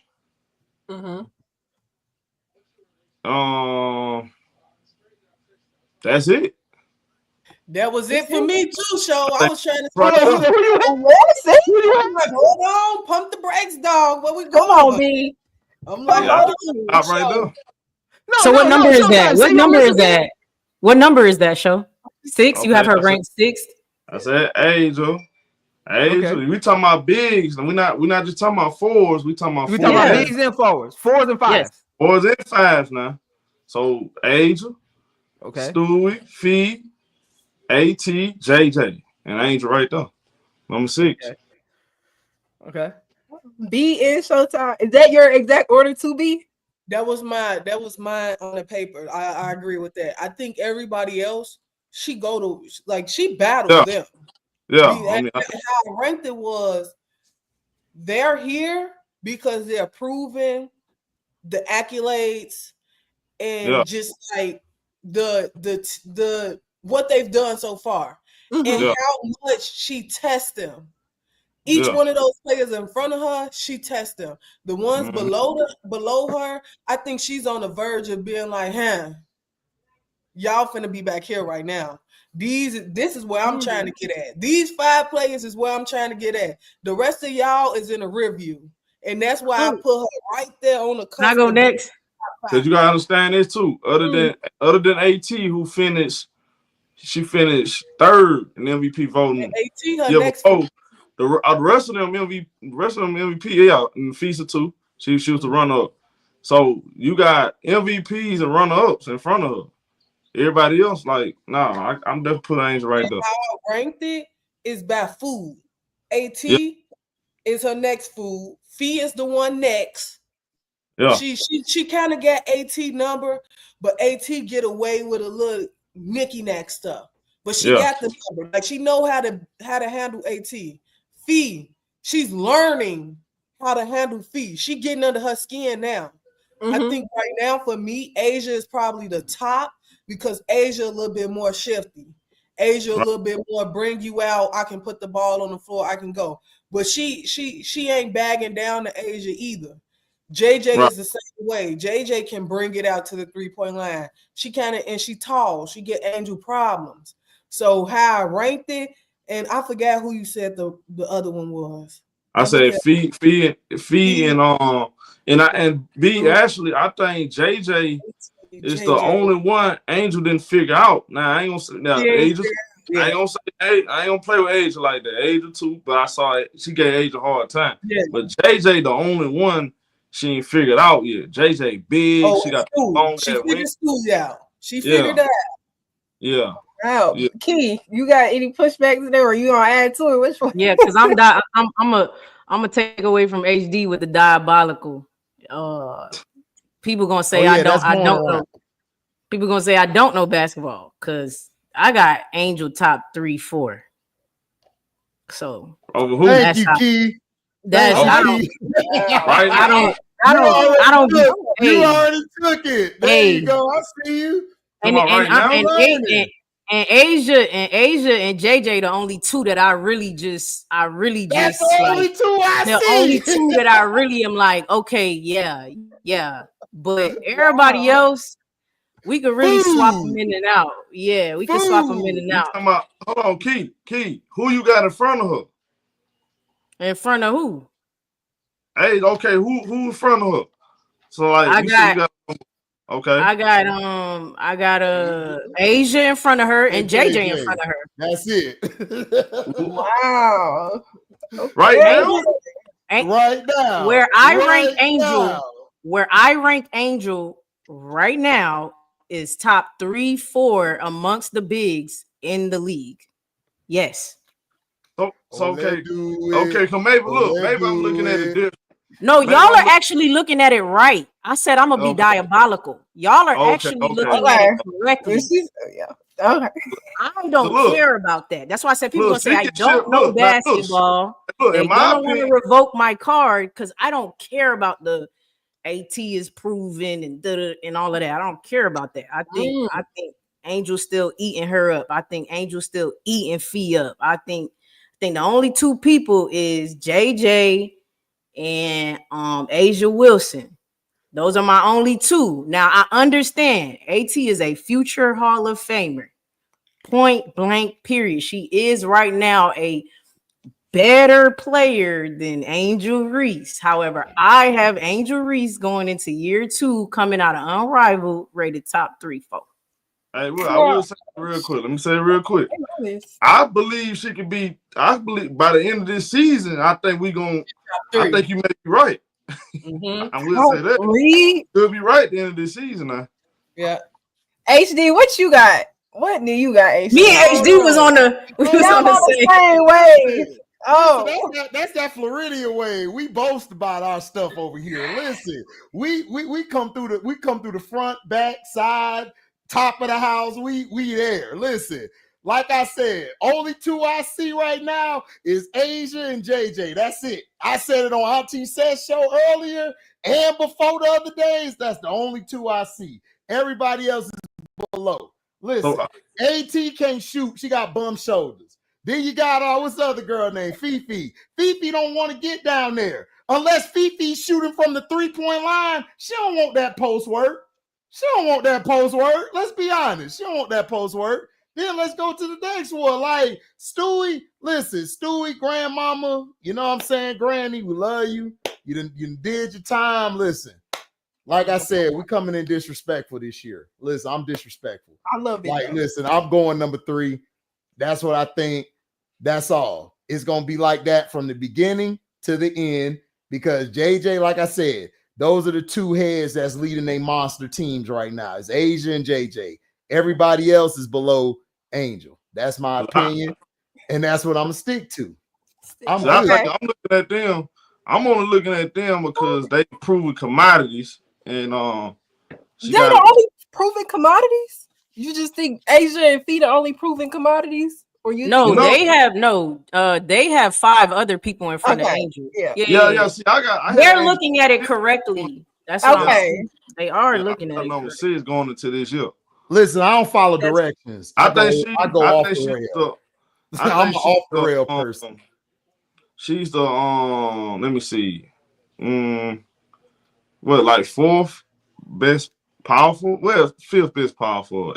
In my opinion, going into this season, just based off of the proven commodities, those other girls got the experience and all of that. Only 3, show. Yeah, because JJ the only center that's on me and show. He's the only center. Yeah. Look at it. You got Stewie and you got AT. Yeah, that's what I'm saying. 3 at the 4. That's why I said it's only got 1 center. Asia 5, man. Let's stop playing. AT and Fee. Asia, Stewie, AT, Asia the best 5 in the league, man. Come on, stop playing. Yeah. But B, do you look at Asia as a 4 or 5? She a 5. Asia 4. Yeah, that's me too. She a 4. That's how I'm looking. Asia cook 5s, 4s, 3s, whatever you want to put everybody, but Asia is the 4 for real. Like you put her, you put a quality. You would rather put a quality 5 behind her than put a quality 4 in front of her. Yeah, she's 100%. A 4, but she can play the 5. She a 5, and I'm sticking to it. Hey, look, I will say this. I think folks being a little too hard on Fee now. Fee, I think y'all being too hard on Fee. I think Fee is the second best player in the league right now. I think some people being a little too hard on her. I'm gonna give her respect. Angel coming though. I got JJ over Fee, bro. I ain't gonna hold you. I've been JJ over Fee? Amongst bigs, like amongst bigs. We're talking about amongst bigs. Hey, let's be honest. I'm going JJ. Hey, time out though. Hey, time out. She'll stand off. Hey, B, time out now. Time out now. In the finals, JJ wasn't better than no Fee. Stop lying, bro. She was not better than Fee. She had Elena Smith going to the. She had Elena Smith going to the doctor. Oh, stop it! Was the best player on the floor. The Fee said want no smoke with JJ. She was over there guarding Stewie in the wing of the corner. Stop playing. Man, that girl was shooting 3-pointers like she was Kevin Durant. She ain't want to get that post for it. Man, she ain't want no work from JJ. He was out playing. She put her broke back mountain friend on JJ the whole game. Stop. She ain't want that smoke. Stop playing. I saw Fee with my own eyes going Stewie, and she going to JJ. Y'all ain't gonna see that act like this girl wasn't playing but not defense. straight up on the switch. Yes, she was. She ain't do all this. She ain't do this to JJ. She ain't do that. Stop playing. But the disrespect for Fee is more. Listen, Fee is a solid player, but hey man, what we doing, man? What we doing? No dog. I don't see. Listen, I saw her interview. Man, y'all everything about Fee. Because hold on. I saw her interview that told me everything I need to know about Fee. So, like I said, Asia and JJ. That's all I got to say. Time out. When you ever seen her get pumped out other than Asia and Angel? Bro, you ain't see her get pumped out like that. She keep bullying everybody else. She not guarding the 4s in the post or the 5s like that, bro. Go watch them. Elena Smith doing that work. JJ couldn't guard her either. Exactly. She was cooking them. Who won a one-on-one challenge? Who won a unround one-on-one? Nafisa won a one-on-one. She did. Who's the MVP? Man, y'all got to stop playing. She was. And guess what? That's cute. That's cute. That's all I gotta say. That's cute. Just because Angel pulled her skirt, don't mean she a fraud, man. Angel big dog. Listen, that's cute. All I gotta say, that MVP Fee, yo, you know what I'm saying? Your little depoy, which should have went to either Dejanay or Asia, by the way. But anyway, you did what you did. So I'm gonna give you your little claps. I'm gonna give you your taking people wars now. Good job. Hey, listen. Last time I checked, man, media people vote. So that's all I gotta say. Oh, come on. That's all I gotta say. But I do want to hear Prince. Where you got? I think I might be. Y'all gonna hate where I got Angel. I ain't gonna hate you. I'm just being real. I'm not going along with the script. Go ahead. Hey man. Hey, this is why I'm one of them ones, man. Hey, first of all, y'all capping. Y'all capping if y'all think Fee was better than Jacquel Jones in them finals. Y'all is capping. Let me read you the numbers. And you about to be shocked. I'm gonna read you the numbers. Can you give us the ranking first before you do the numbers for the finals? What was that score? Angel Wilson, Angel Reese, Jacquel Jones, Fee, Stewie. That's my 5. There we go. Hold on, time out. Say it again. He with us. Angel Wilson, Angel Reese, Jacquel Jones, Fee, Stewie. That's my 5. He with us. We too. Alyssa Thomas is overrated, and I'm about to prove that too. B. Overrated. Hold on, Prince. Overrated. Remember who talking about AT first. Overrated. Let's go. Let Prince go. Overrated.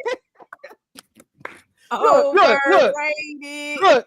Y'all did all that capping for Fee just now. I'm about to read you her and Jacquel in the finals.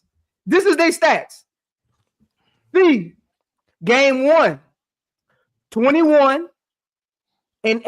Game 2, 16-7. Game 3, 22-9. Game 4, 14-9. Game 5, 22-7. Jaquel in the finals. Game 1, 24-10. Game 2, 14-9. Game 3, 13-5. Game 4, 21-8. Game 5, 17-6. Sounds similar to me. So if I win, I get the finals MVP. I average more blocks than you, and all the other stats across the board are even. Who was the better player? And guess what? I'm about to trip y'all out. Guess who had the most points in the fourth quarter? Well, first of all, sir. Who had the most points in the fourth quarter? You know who should have won MVP? I don't care who should have won. I know what the record book said. Jaquel Jones won MVP. Don't tell me who should have won. You know who should have won MVP? The referees. That's who should have won MVP. Hey, go ahead, Prince. Tell us. They need to thank the referees. Tell us who scored the most points in the fourth quarter. Go ahead, sir. The referees was the MVP because, and this contrary to Showtime, the referees the reason the series kept going. Exactly. Honestly. New York really was supposed to really kill him early, but talk about it, B. I was gonna let him get it off. I wasn't even gonna say that. He's bringing up the referees. The referees the reason they had game 5. I still think that outperformed those. They did. That's why they had a game 5 because they gave that BS call at the end of game 4. So, they got revisionist history, man. They got revisionist history. They only remember game 5. They don't remember the other 4. They got revisionist history around this thing, man. Revisionist history. I still believe that Fee outperformed those players. I do. She did it. She did it. I do. And I got performing me. I got my reasons. But y'all gotta stop this, man. Even with her performance, that the series could have still been over. So two things can be true. The refs did keep the series going, but I do think that Fee was. I'm not trying to say undoubtedly, but I think she put her name in a good conversation, because when you look at New York and you run down New York, you say JJ, you put it on paper. You don't watch any games. You just put it on paper and you give a person 2 sheets. You give them the Minnesota Lynx and you give them the New York Liberty. 9 times out of 10, everybody gonna pick the New York Liberty. They sing JJ, they sing Stewie, they sing Sabrina. It's raps. Hold on.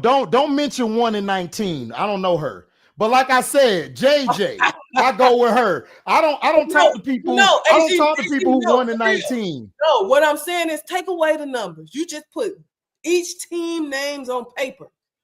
And I tell you to choose. No numbers. You don't know nothing about it. I tell you to choose which team you picking. Listen, I'm picking JJ. JJ was the better player on both teams. JJ's the former MVP, and JJ was the reason that his son won for all those.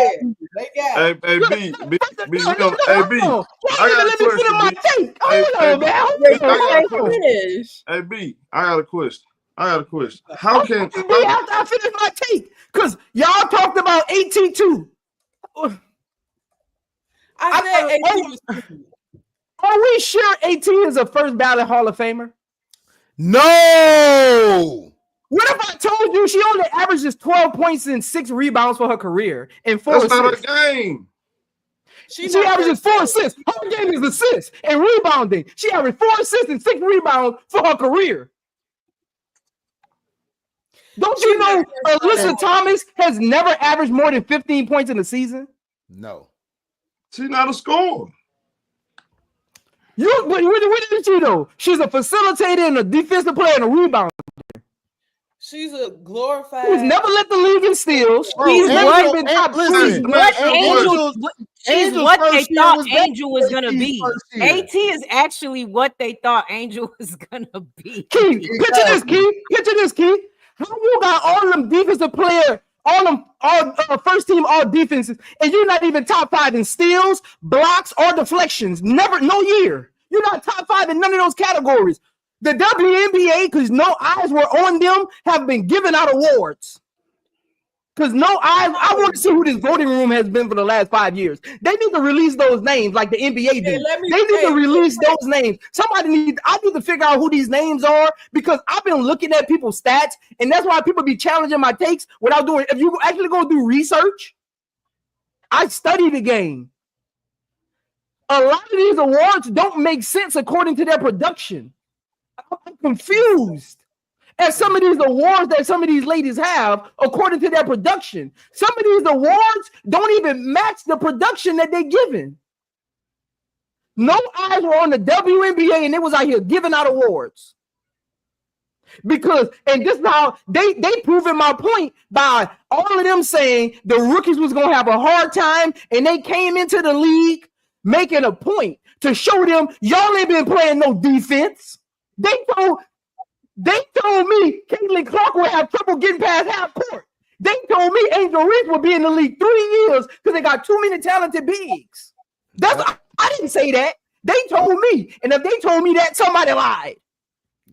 Liar, pants on fire. Hey, Prince, I just want to help you out with your who giving out the awards. This week on Twitter and Twitter news, we had a WNBA award voter and a fan comments talking about, let me send you my money to get me the early release of Asia shoes.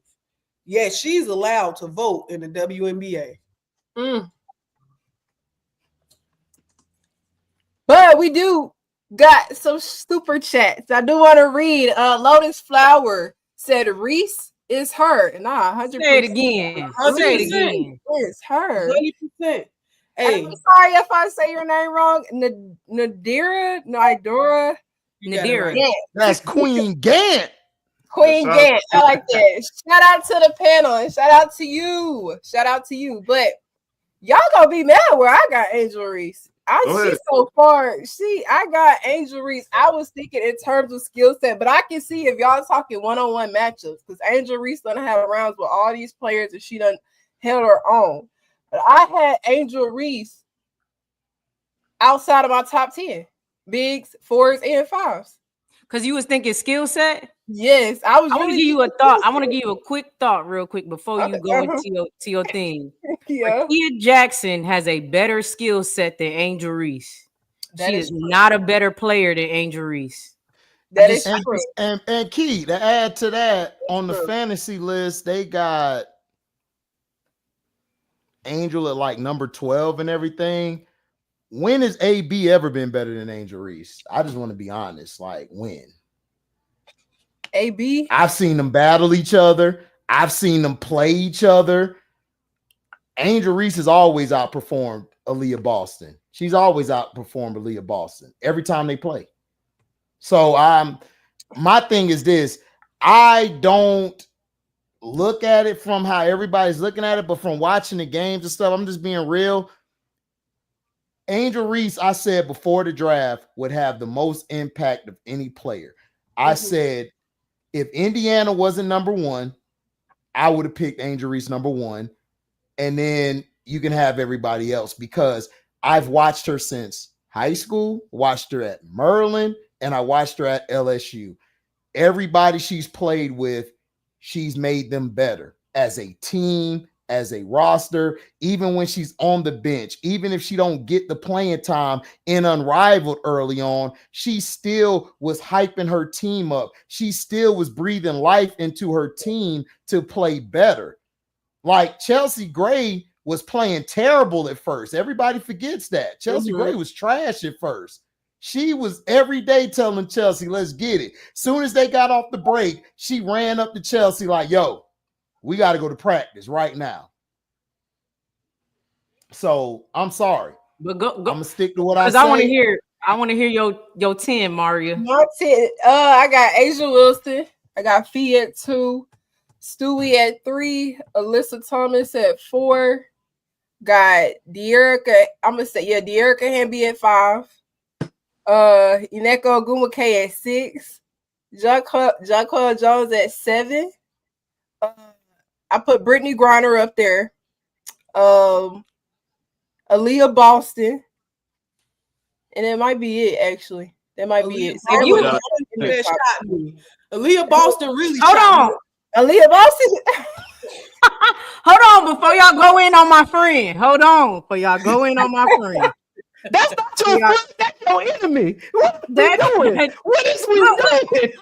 As Angel Reese's biggest fan, because I see where you're. I'm trying to bring you over. I'm trying to help you out. Mm-hmm. She gave a lot of them legacy rankings. That's what she did. She gave legacy.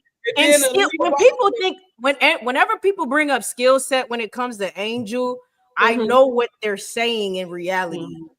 That's why they call Angel a baby giraffe, because they think she has no skill set. She has no finesse. She doesn't have the mechanics. Everybody else looks better playing basketball than her, but they're not actually better at basketball than Angel Reese. They just look better doing it. They're not better though. Rickea Jackson, I'm talking about. I love watching Rickea play, man. Her mechanics, the way she moves, is beauty. She's not better than Angel Reese, though. She's just not. It looks good. The skill set is there, but she's just not better. And let me say this why Asia and JJ are better than Angel is because they can do what Angel does, or I guess I would have to say because Angel's younger, she can do what they do, which is put a team on their back. Yeah. Listen to what I'm saying. Them other players ain't putting no team on their back. I'm not. That's just me. I'm being honest. JJ could put a team on her back. They had literally New York when Sabrina went cold, when Breonna Stewart went cold, they had to put it on JJ's back. That's true. Okay. In the Olympics, when Breonna Stewart went cold, they had to put the team on Asia Wilson's back. Asia Wilson and the Aces would have made it out of them semifinals had they kept putting it on Asia Wilson's back, but they kept going away from Asia Wilson. That's why they lost. Those two players, you could put teams on their backs. Angel Reese, you could put a team on her back right now. She could take over a game and affect it immediately. Also, HD touched on this as well. Asia Wilson is one of the best speakers to her players. I'm talking about her teammates will start crying talking about Asia Wilson. Angel Reese has the same effect. You know what I'm saying? So that's why I have her. Like I'm thinking about best Key, what did Asia say, Key? What Asia said in that Wall Street Journal interview? When I first saw Angel, I said, "Oh, that's little Asia right there." She meant that too. She meant that, and just to piggyback off Key, when you think of best play, it's so much that goes into a player being the top of the top in their position. Like you have to be, and I always tell people this, and people get mad at me because I usually go for the complete players. I like a complete player. I don't want you to be able to score 30 on one end, but you give up that same 30 on the other end. I don't need that on my team. I need a complete player, a player where I can go out there and ask you to do almost everything, and you say, okay, coach, I got you. And Angel Reese is one of those players without the skills. She got the intangibles now without the skills. You can't teach intangibles, but you can teach skill. And that's what makes her so scary. Because once she get those skills and you add that with her intangibles, like me and Show, our list was like, okay, these players right here, they kind of got the intangibles. They got the skills. Y'all list tomatoes. And you give Angel that skill with the intangibles. You see the same I see, yeah. She gonna be right there with Asia. By the end of the year. By the end of this I'm not putting I'm not putting the team on.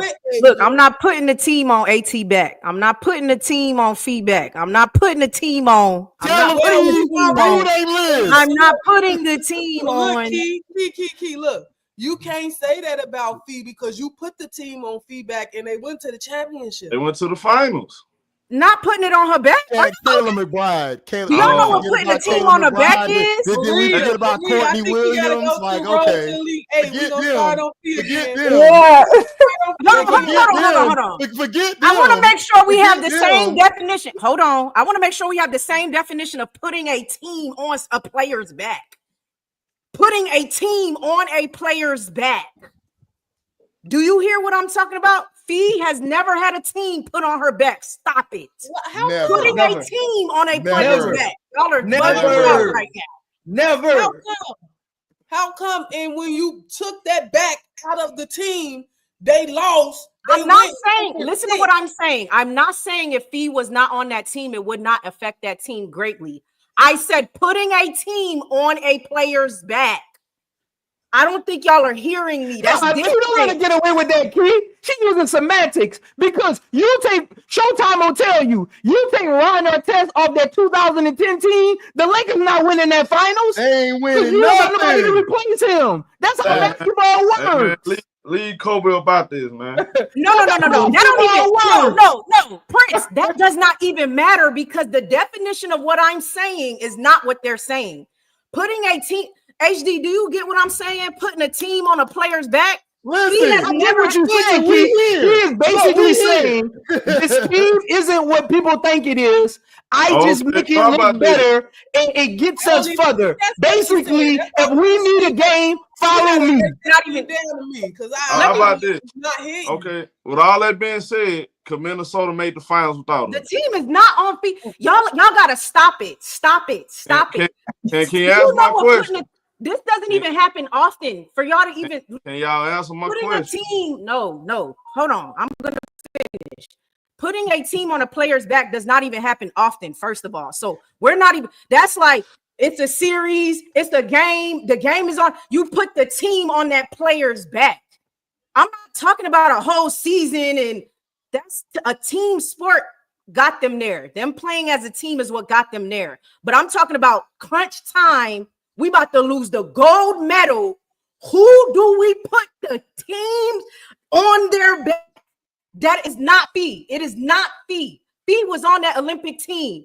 Stop it. What are we talking about? The team has never been on Fee's back. Never. Not once. She been to the finals?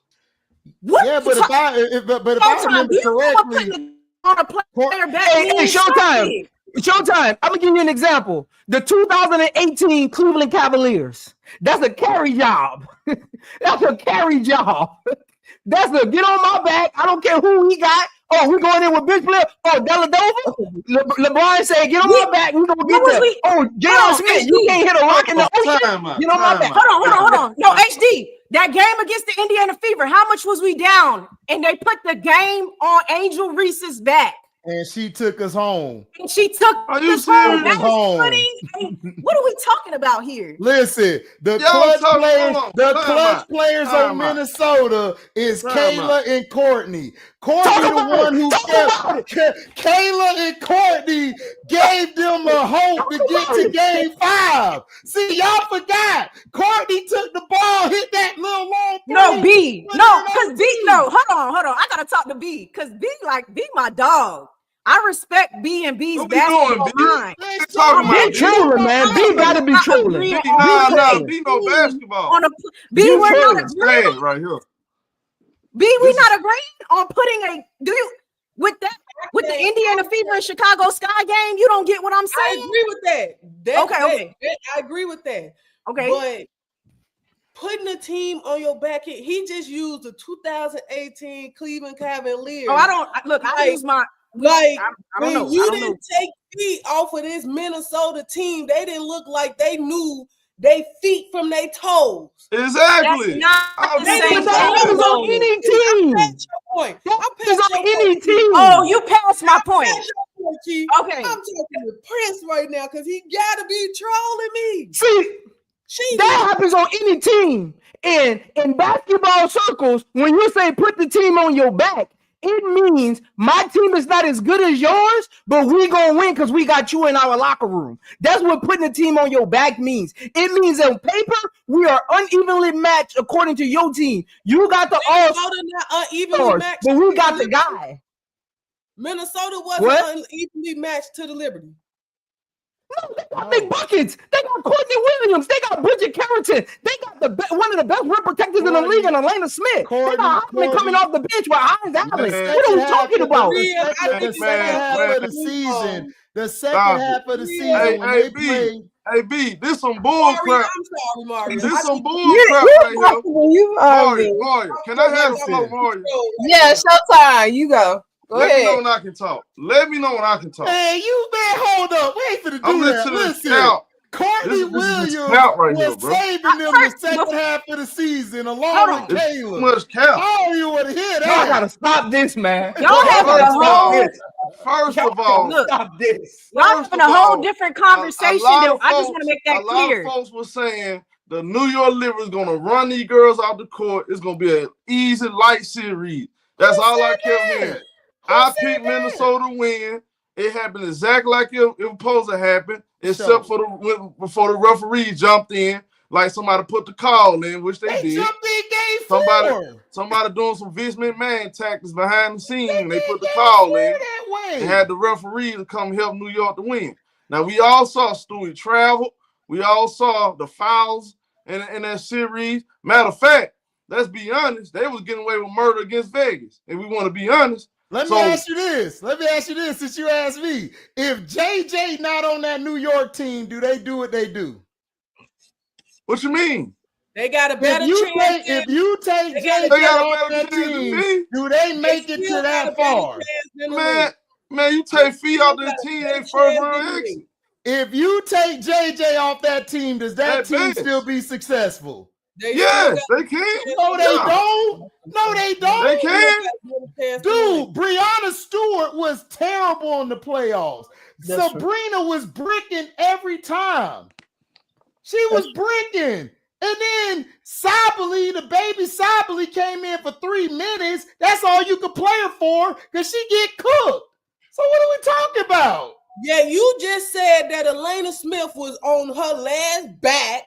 And Nafisa left her there. Nafisa left her there. You the one that showed up. Nafisa left her there. Working bag, Courtney Williams was shooting from a target bag. Kayla McBride was probably the only one. So now we got even playing field. I don't even know what's going on right now. What Look, if you take hold on, Keith. No. Because we got no.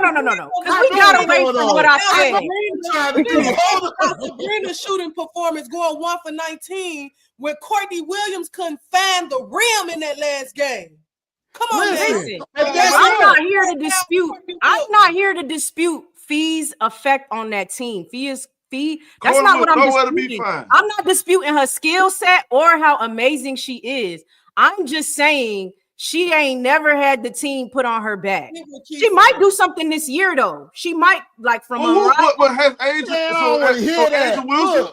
Did Asia Wilson put her team on her back and won a championship? She did the first year. You're not listening. Was the first. Showtime. She was the Finals MVP. You're literally not listening. Listen to what I'm saying. I understand what you said. A carry job, basically. I'm not saying, and that don't mean you win a damn thing. Sometimes you may not win the game. I'm just saying, can you put the team on this player's back and they take you home? She's not one of them people. She basically almost did it. Yeah, basically almost did it. Well, shout out Tierra. She said $5. She said, "Key, I got you. Putting a team on your back means you give the ball. You give me the ball because I got this shit."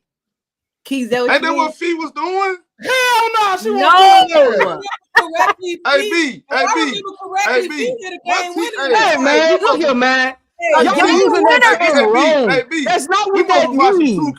Hitting a game winner is not the same thing. Hitting a game winner. That's not what that term means. Hitting a game winner. I thought I was tripping. I literally just went in my group chat and asked them. That's not even what that term means. Where did y'all get that from? What? I thought I was tripping. Where did y'all get that? That's not what that actually means. What? Putting the team on your back means we are evenly unmatched. The super chat she just sent in, that's a clutch conversation. That's not putting the team on your back. Putting the team on your back. If a coach said he put this team on his back, that coach is saying we were evenly unmatched if we put our team together on paper. But we got him in our locker room and he gonna get us to the finish line. That's what putting the team on, not hitting a shot. No, it's not. Listen. That's not what she. That's not what Tierra is saying. Hold on. I'm That's gonna what chop she's all saying. this. Give me the ball. I got this. Hold up. Jaquel Jones. If she didn't average a double-double or over at least 10 rebounds and at least like 14 or 15 points, that team would lose every game. And she dominated down the stretch and put that team on her back to win. With Lainey Hamilton, B-Bitch, and them. Though Jaquel Jones was the key. Even the coach said it. If she don't come to play, they lose. And that's facts. I love Stewie. I love Sabrina, but they weren't the focal point of this team. It was y'all are arguing Jones. two different things. I just want to put that out. You brought up put the team on your back, but you having a different conversation. That's two different things. Don't come to play, Minnesota winning then. It's not about the. No, I'm not talking. So when I was Courtney Williams and Kayla McBride helped her. Down the stretch, Fee was not taking the ball and shooting it herself. She was moving the ball. To me, she's a system player. She fits within the system, and whatever the system dictates at that point, they go with. That's what happened in that series. You kind of move it a little bit. Let's go. I'm not moving nothing. Nafisa is not taking. If Nafisa, we're not talking about missing players. Okay, hold on. Go ahead, B. Look, you say if JJ don't get her points and her rebounds, New York don't win. So you taking away JJ. They lose. They lose. So we taking away Fee. Minnesota win? Yes, they still got the potential to win because you still got Hans Allen on the bench, and you still got Caleb, and you still got Courtney You take away Fee, they lose. I'm not. That's listen. You take away Fee, they lose. That's not what I'm here to know. They were still have a chance to win. He was. They do. Allen couldn't make a What was the Minnesota Lynx ranked? What was the Minnesota Lynx ranked in defense the whole year? What was they ranked?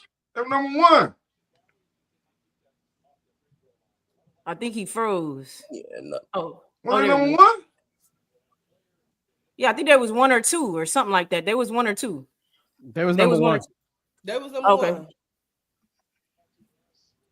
It was 1. Yeah. Oh, that was a lie. We started talking about Fee and look. I'm not saying Fee isn't the most important person on that team. Fee is the most important. I want people to really understand. Fee to me is the most important person on that team, but that's not a carry job. That is a well put together team. That is not a carry job. That's not a we got Fee so we gonna win team. You broke it down to me. And I give you that. Now that you said it that way, it clicked. But I'm the type of person you're gonna have to break that down to me because what I see is a player you take off that team and they drop to the last team in the league. But B, that's what I was saying, B. If you take anybody, that's why I brought up the Lakers. Ron Artest was not Kobe. He was not Bynum on that team, right? But his part was so important, you don't got time to plan to take up what he brought to that team. So even though he wasn't the most important player, you take anybody out of a starting lineup that means a lot to a team, whether they're the all-star or not. That team ain't going to be the same team because, first of all, who are you replacing them with? That's number one. Secondly, you don't got time to makeshift your team, run new sets because Ron Artest gave them a different dynamic on offense and defense. He was true 3-and-D. Not all this bull crap they talking about today is the 3-and-D players. A lot of these players ain't 3-and-D. He was a true 3-and-D player. So your team is built around him being a 3-and-D player. So you take Fee off of the Lynx. I don't care who you replace them with. They're going to struggle, especially if you take her off in the playoffs. They're going to struggle because that system, that the play style, the comfortability, people knowing where to be on the court, Fee is a big part of that. So if Fee not right there in the middle to catch that ball on the elbow, Courtney Williams isn't comfortable being on that wing. McBuckets isn't comfortable being in that corner anymore because Fee's missing from the play. Sometimes it's bigger than what you see on the screen. A lot goes on that practice. It's muscle memory. What I'm saying, if you take JJ off of the New York Liberty, Sabrina and Stewie still can't get their shots? It's going to be difficult. They're going to have to adjust. It's going to be difficult, but would it be as difficult and stay in Minnesota and Courtney McBride. No, McBride. because this is what I'm about to get you at. Fee isn't the reason they get shots. Watch how they play. Fee isn't the reason they get shots. Fee isn't the one facilitating at the elbow. When Fee catches at the elbow, she's trying to back you down, go over her left shoulder, and hit a fadeaway jump shot. She isn't the reason Courtney Williams get a shot. She isn't the reason McBuckets get a shot. She isn't the reason Bridget Carrington can sit in the corner and only shoot 6 threes a game. That ain't the reason they get points. Fee's points help the team. Fee's defense helps the team, but that ain't the reason their offense functions. But her presence on that floor is not the reason why Bridget Carrington can sit in the corner for her 6'3". No, because I watched the finals. Fee literally doesn't get double teamed. She literally attracts no double team. I'm not saying double team. But Fee, that only works. The question you asking only works in double teams. Not really. But I got you. Yes. I got you. Yes. I'm confused because I'm like, hold on now. We moving the goalposts a little bit, because if you take JJ and Fee off the team, New York still got the probability to blow Minnesota out. No, I see what you did there, B. You slick. First of all, the Lynx don't have a Stewie or Sabrina. So that's apples to oranges. They don't. Do the Lynx got a Sabrina or a Stewie? It wasn't that the argument though. That team is not built like that. That wasn't even what Key was. That wasn't even Key's argument. I don't know what that wasn't even Key's argument. That's what. Hey, but I already told Key that I got her point a whole long time ago. Yeah, she was like, she passed my point. To HD, because he said without JJ they couldn't win, but without they couldn't win. They couldn't win. JJ is important to that team too. They couldn't win. That's what I'm saying. But you can't give Fee that same respect. I just did. No, I ain't talking about you, Prince. HD no, because Fee is more of a system with Reese. I ain't changing your mind. Go ahead, Mario. Hey, JJ, the Liberty was not winning without JJ, and the Lynx was not making it to the finals without Fee. Two things could be true. Two things could be true. Hey, Prince, you just fed my soul with that. That was my whole argument. And they called me a soul reader. That's what they called me. Because I'm like, hold on, where we going with this? JJ was very important to that series. Yes, she was. If JJ's off that, but nobody's arguing that. Everybody agrees that JJ was very important. No, but I'm understanding. Look, Fee is good at what she does, but Fee is not the focal point. They play around that system. Cheryl Reeve has a system that fit players, and to me, that fit them when Fee was out. Okay, Fee was out, but we didn't get a huge sample size. We only got 2 games. That was it. Fee was out like 5 games. 5 games? She was out like 2 or 3 games. Man, she was not out no 5 games. She was out like 2 or 3 games, and then she went to the Olympics. They still don't make it to the finals without Fee, though. They don't. Hey, I blame all this on Showtime. Showtime set y'all up for this cooking that y'all just got. Showtime set y'all up. Because Showtime know I don't like Fee like that. See, the problem is, it ain't that I don't like Fee. Y'all give her too much credit for something she don't even do. That's the problem I got. It's always Showtime. Who started this? Showtime started this. Because he know I was going to go off the rails. Because I knew it was going to go with it. Fee is a phenomenal player. She is important to that team. We ain't did nothing yet. She's important to that team. We got plenty of shows to go. We ain't did nothing yet. I still ain't putting my team on her back, but you know. Nah, Key don't like Fee. I think Key just don't like Fee. That's cap. That's cap. Look, I 80% like Fee. I think Key is at like 35. I love Fee. I love Fee. Y'all got me up here acting like I'm 100% like Fee. I'm at you're not 100%, B. You're 110. No, I'm 85%. That's the crazy You up here capping. Y'all the only one like Fee. Fee okay to me. Crazy part. I'm 85%. I still think Asia should have been a defensive player of the year. I agree. I'm 85% like I got Dejanay. Like I'm not mad at the Dejanay. I'm going with Dejanay. Sorry. Yeah, I mean, I feel like either way, you feel me. My original saying, I feel like I feel like none of us is putting the team on feedback. That's all I got to say about that. I'm not. I mean, yeah, At all. I She can just understand. she don't have that intangible to me. I get what you're saying. Like, Angel step on the floor. I always tell people this. That Iowa game, for example, if she don't roll her ankle, they win that game. She stepped on that floor. We was not losing this game. It's just her body didn't allow her to push them through because she rolled her ankle. And I don't get that with Fee almost. Like, I don't get that with Fee. Now, Now I get that. I get what you're saying. All right, Marvin. Wow.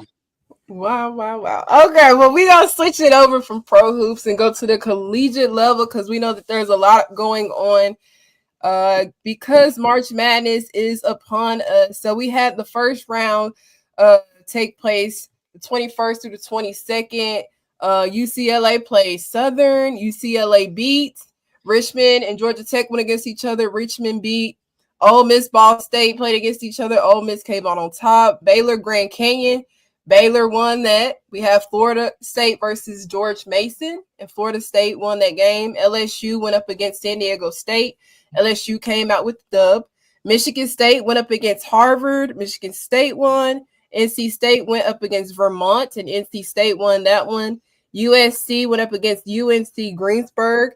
Of course, USC came out with the dub. California went up against Mississippi State, and we saw the upset. Mississippi State won that game. Kansas State played Fairfield. Kansas State came out on top. Kentucky went up against Liberty. Kentucky came out with that dub. Iowa went up against Murray State, and Iowa won. Oklahoma went up against FGCU. Oklahoma won. Oklahoma State went up against South Dakota State. We saw the upset. South Dakota State won, and UConn went up against Arkansas State. UConn, to no surprise, took that dub. TCU went up against Fair Dickinson. TCU won. Louisville went up against Nebraska. Louisville came out with the dub. Notre Dame went up against SF Austin. Notre Dame came out with that. Michigan State, Iowa State. Michigan won that. Ohio State went up against Montana State. We saw Ohio State come out with the dub. Tennessee went up against South Florida. Tennessee won. Illinois went up against Creighton. Illinois won. Texas went up against William and Mary, and Texas won. Duke played, I think it's Lehigh, because I've been told I said it completely wrong. It's Lehigh. Duke went up against Lehigh, I think, and Duke won. Vanderbilt went up against Oregon. Oregon pulled off the upset and beat Vanderbilt. North Carolina played Oregon State. North Carolina won. West Virginia went up against Columbia. West Virginia won.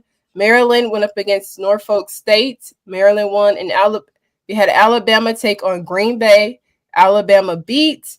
Utah and Indiana went up against each other. Indiana pulled off the upset and beat Utah. South Carolina destroyed the mess out of Tennessee Tech. Obviously, they would come out with that dub. And then we had the second round, 32. UCLA went up, and we had, I think, some of those games played today, if I'm not mistaken. So we had UCLA take on Richmond. UCLA won. Ole Miss took on Baylor. Ole Miss came out on top. So UCLA and Ole Miss will meet in the Sweet 16. Florida State just a couple hours ago lost to LSU. NC State beat Michigan State. Now we have LSU and NC State in the Sweet 16. USC, Mississippi State, they have yet to play. Kansas State went up against Kentucky. Kansas State won. Iowa and Oklahoma played against each other. Oklahoma came out on top. Currently, right now, South Dakota State and UConn are playing. UConn is up 43. South Dakota has 25. I think UConn, I can confidently say UConn should come out with that dub. Louisville played TCU. TCU won. And Michigan played Notre Dame. Notre Dame won. Tennessee played Ohio State. Tennessee came out with that dub. And Texas played Illinois. They came, and Texas won. So Texas and Tennessee meet up in the Sweet 16. Oregon faced Duke. Duke won. Currently, West Virginia and North Carolina are going up against each other. North Carolina is up 49-38.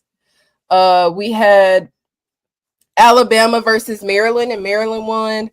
And South Carolina played Indiana, and South Carolina won. So South Carolina and Maryland meet up in the Sweet 16. So next we have the Elite Eight.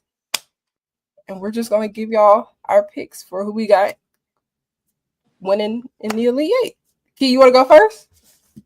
Yeah, I could go first. I gotta look at it real quick. Hold on. I'm pulling mine up. Dang, it's taking forever to load. Some of those were yesterday. I apologize. Okay, so with UCLA and Ole Miss, what I would like is for Ole Miss to win. I want Ole Miss to pull the upset, but I don't know. I'm gonna go with Ole Miss just because I want them to pull the upset. UCLA likely will win, but I'm gonna go with Ole Miss. Between LSU and NC State, I got LSU. Between USC and Kansas State, I got USC. Between Oklahoma and UConn, I got UConn. On the other end, between what we got? Louisville and TCU. Oh, we got Notre Dame and TCU. Damn, that's gonna be a good one because that's a revenge game for Notre Dame. But TCU has been gelling and playing really well. But I'm gonna go with Notre Dame. But TCU could pull the upset, but I'm gonna go with Notre Dame. Between Tennessee and Texas, I'm going with Tennessee. Texas could muddy it up, but I prefer Tennessee over Texas personally. I'm with B about feeling like Texas is fraudulent. So I got Tennessee in that one. Between have Duke and North Carolina played yet? No, North Carolina is currently playing West Virginia. It's a pretty close game. They going on right now. Fourth quarter, 5 minutes left. North Carolina up 51-42. Kind of close, but yeah. Still enough time. Okay. I think I actually predicted these already. So then with that one, I got North Carolina going against Duke. And then I got South Carolina going against I think did Maryland end up winning? Yeah, Maryland won. Yeah, Maryland won. Yeah, that was a good game. Yeah. With Craig, old girl got fouled on Alabama. Yeah, she got fouled. Time expired behind the 3-point line. She made all 3 free throws. They went overtime and they lost. Damn. So we got South Carolina versus Maryland. Okay.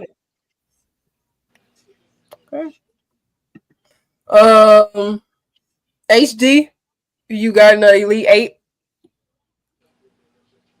Hold on, my thing tripping over here. I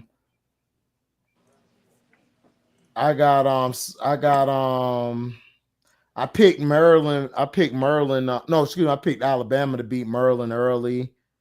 I picked LSU to beat Florida State. Yeah. And what was the other teams? We had the Elite Eight. So hold on. We picking who we got going to the Elite Eight from the Sweet 16. Correct. So you got to look at the Sweet 16 game. You did it right, Key. HD, you got to look at the Sweet 16 games and pick who you got going to the Elite 8. Okay, so basically, HD, to help you out, because I'm looking at the brackets we filled out yesterday. So you got Ole Miss versus UCLA. Who wins? Yeah. Okay, I'm going with Ole Miss because I don't like UCLA. So I pick Ole Miss. Facts. LSU versus NC State. I got LSU. All right, then we got because some of these games ain't happened yet, so it's kind of confusing too. Yeah, let's just do who next. We got Notre Dame versus TCU.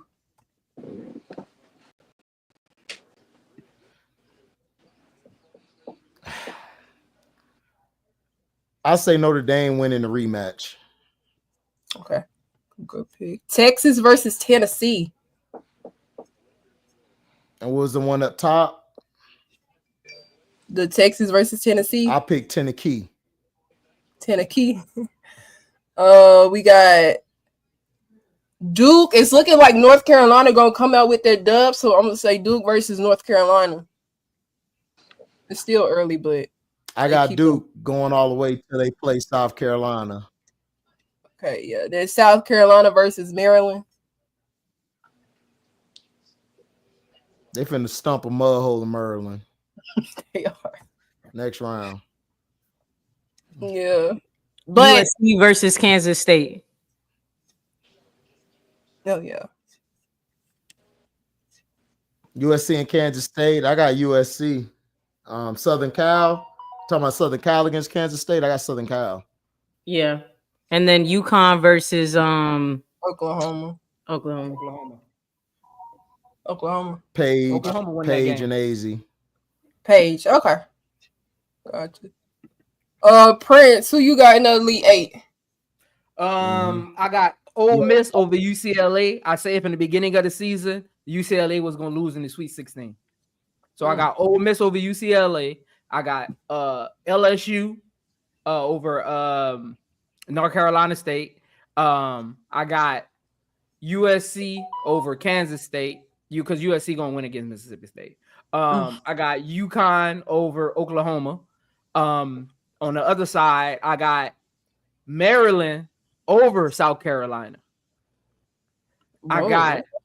I got Duke over North Carolina. I got Texas.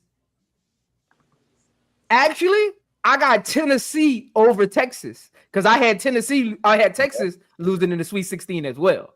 So I got Tennessee over Texas. And I got Notre Dame over TCU, but I do got Notre Dame losing to Tennessee in the Elite Eight, which I called at the beginning of the season. I said UCLA and Texas would lose in the Sweet 16, and Notre Dame would lose in the Elite Eight. Prince, you copying my sheet? No, that's my sheet up there. Hey, you copying? I'm looking at my bracket as you speak, and I'm like, this man is copying my sheet. What go to you, B? Is it dead ass similar? The same? It's almost similar, but I'm gonna shock the world. Kansas State beating USC. Wow. Dang. Kansas State beating USC. I got UConn over Oklahoma. I got LSU over NC State. I got Ole Miss over UCLA. This is where it changed. I still got South Carolina beating Maryland, but I like that pick, Prince. I hear you. I got Duke over UNC. I got Tennessee over Texas. And I got Notre Dame over TCU, but I would not be surprised if Notre Dame lose. Me neither. Me neither. Showtime, what you got? I can't even find my paper, man. Read the team. Okay, we got UCLA versus Ole Miss. LA. I'm gonna go UCLA. We got LSU versus NC State. LSU. USC. Hold on. Time out. Okay. Time out. Hold on. That's actually gonna be a tough game. They gonna be battle tested. LSU. I'm not gonna lie to you. That's not gonna be easy. Man, that's tough. I'm gonna go with I'm gonna go with LSU. But boy, that I don't be surprised they lose though. Okay, that's valid. Yeah, valid. USC versus Kansas State. Oh, Juju. UConn versus Oklahoma. I'm gonna go with you said UConn? Yeah, UConn.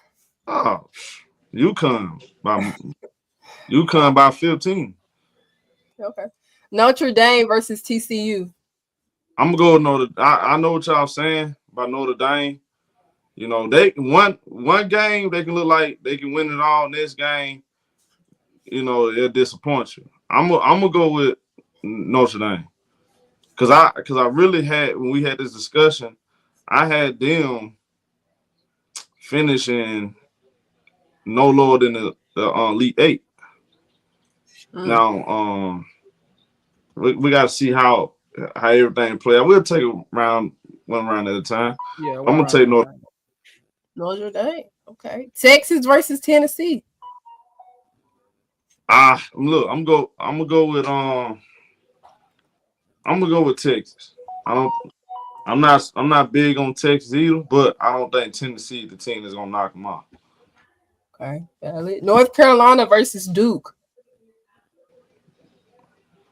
I'm gonna go with Duke. Okay. And South Carolina versus Maryland. You really gonna answer that question? South Carolina boy. Okay. I feel Well, you. I think our first name is Dunn, last name State. Her first name is Cheyenne, her last name is Sellers. Period. Prince. Cheyenne Sellers. I'm disrespecting Cheyenne Sellers. I'm disrespecting on her name. Y'all sleep. Y'all sleep. Cheyenne Sellers, her name sound good till I put Miss Raven Johnson on.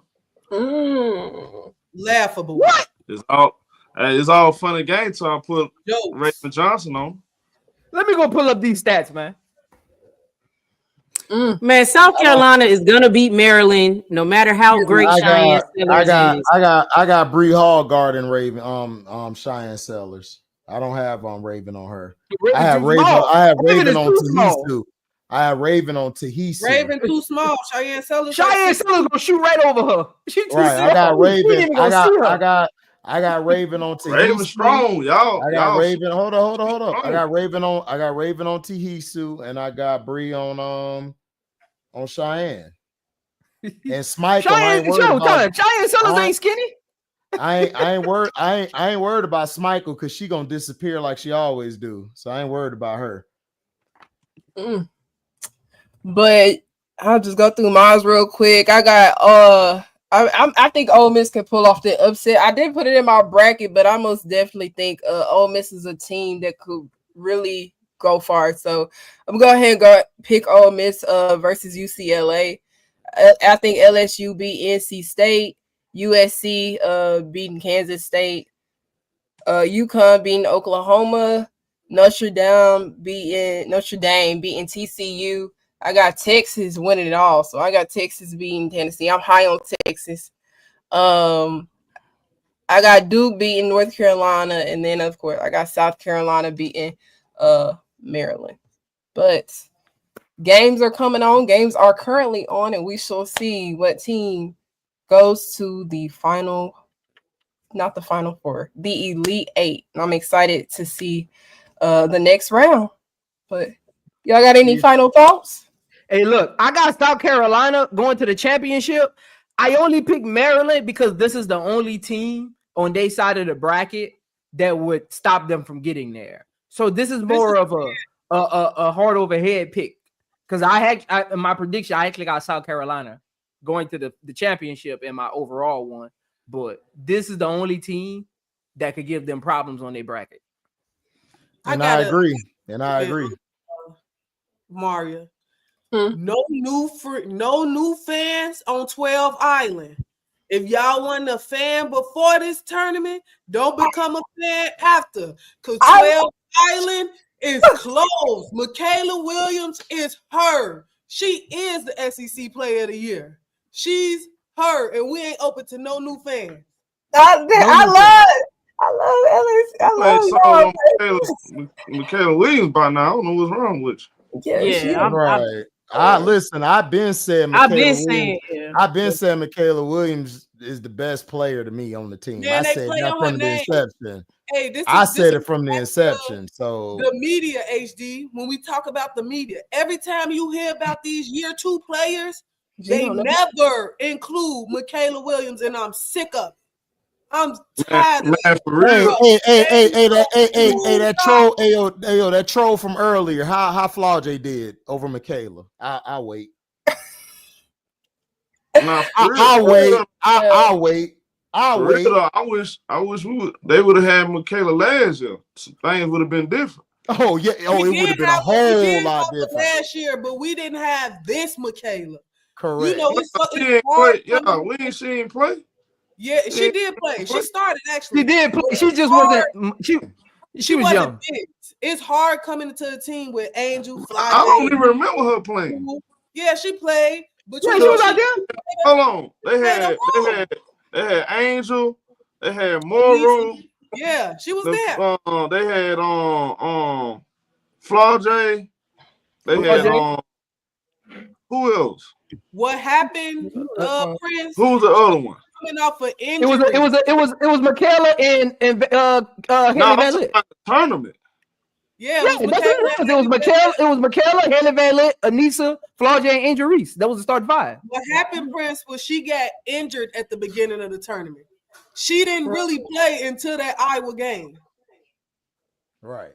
So she played, but she didn't play. She really wasn't there like that though. Yeah, she was. Hey, yo, that's all fine and dandy. But Troll, if you're in here, McKay, what happened to Flau'jae? I'm good. I'm good for the rest of the call. I'm good. Lorenzo had to say it for him. But yeah, he didn't say it.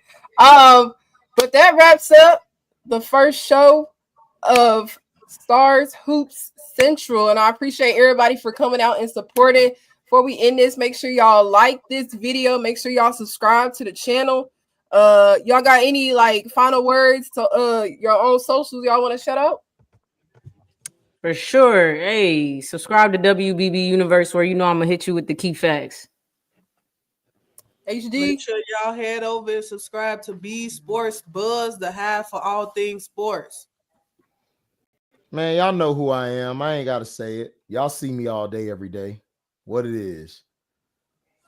Showtime, Prince. I just want to say, Prince and the Fees of Kylie Hater. See y'all next week. Hey, look. He will never win another Defensive Player of the Year, and that's all I got to say. Come on, bro. See, listen what I'm talking about. How you know that? Why? That's all I got to say. Why? Because you said it? Tell her go guard somebody. Tell her go actually guard somebody. Because I just watched Derek and Hamby said, that team in our way, give me the ball. I watched Derek and Hamby say, give me the ball. Okay, what happened to Stewie though?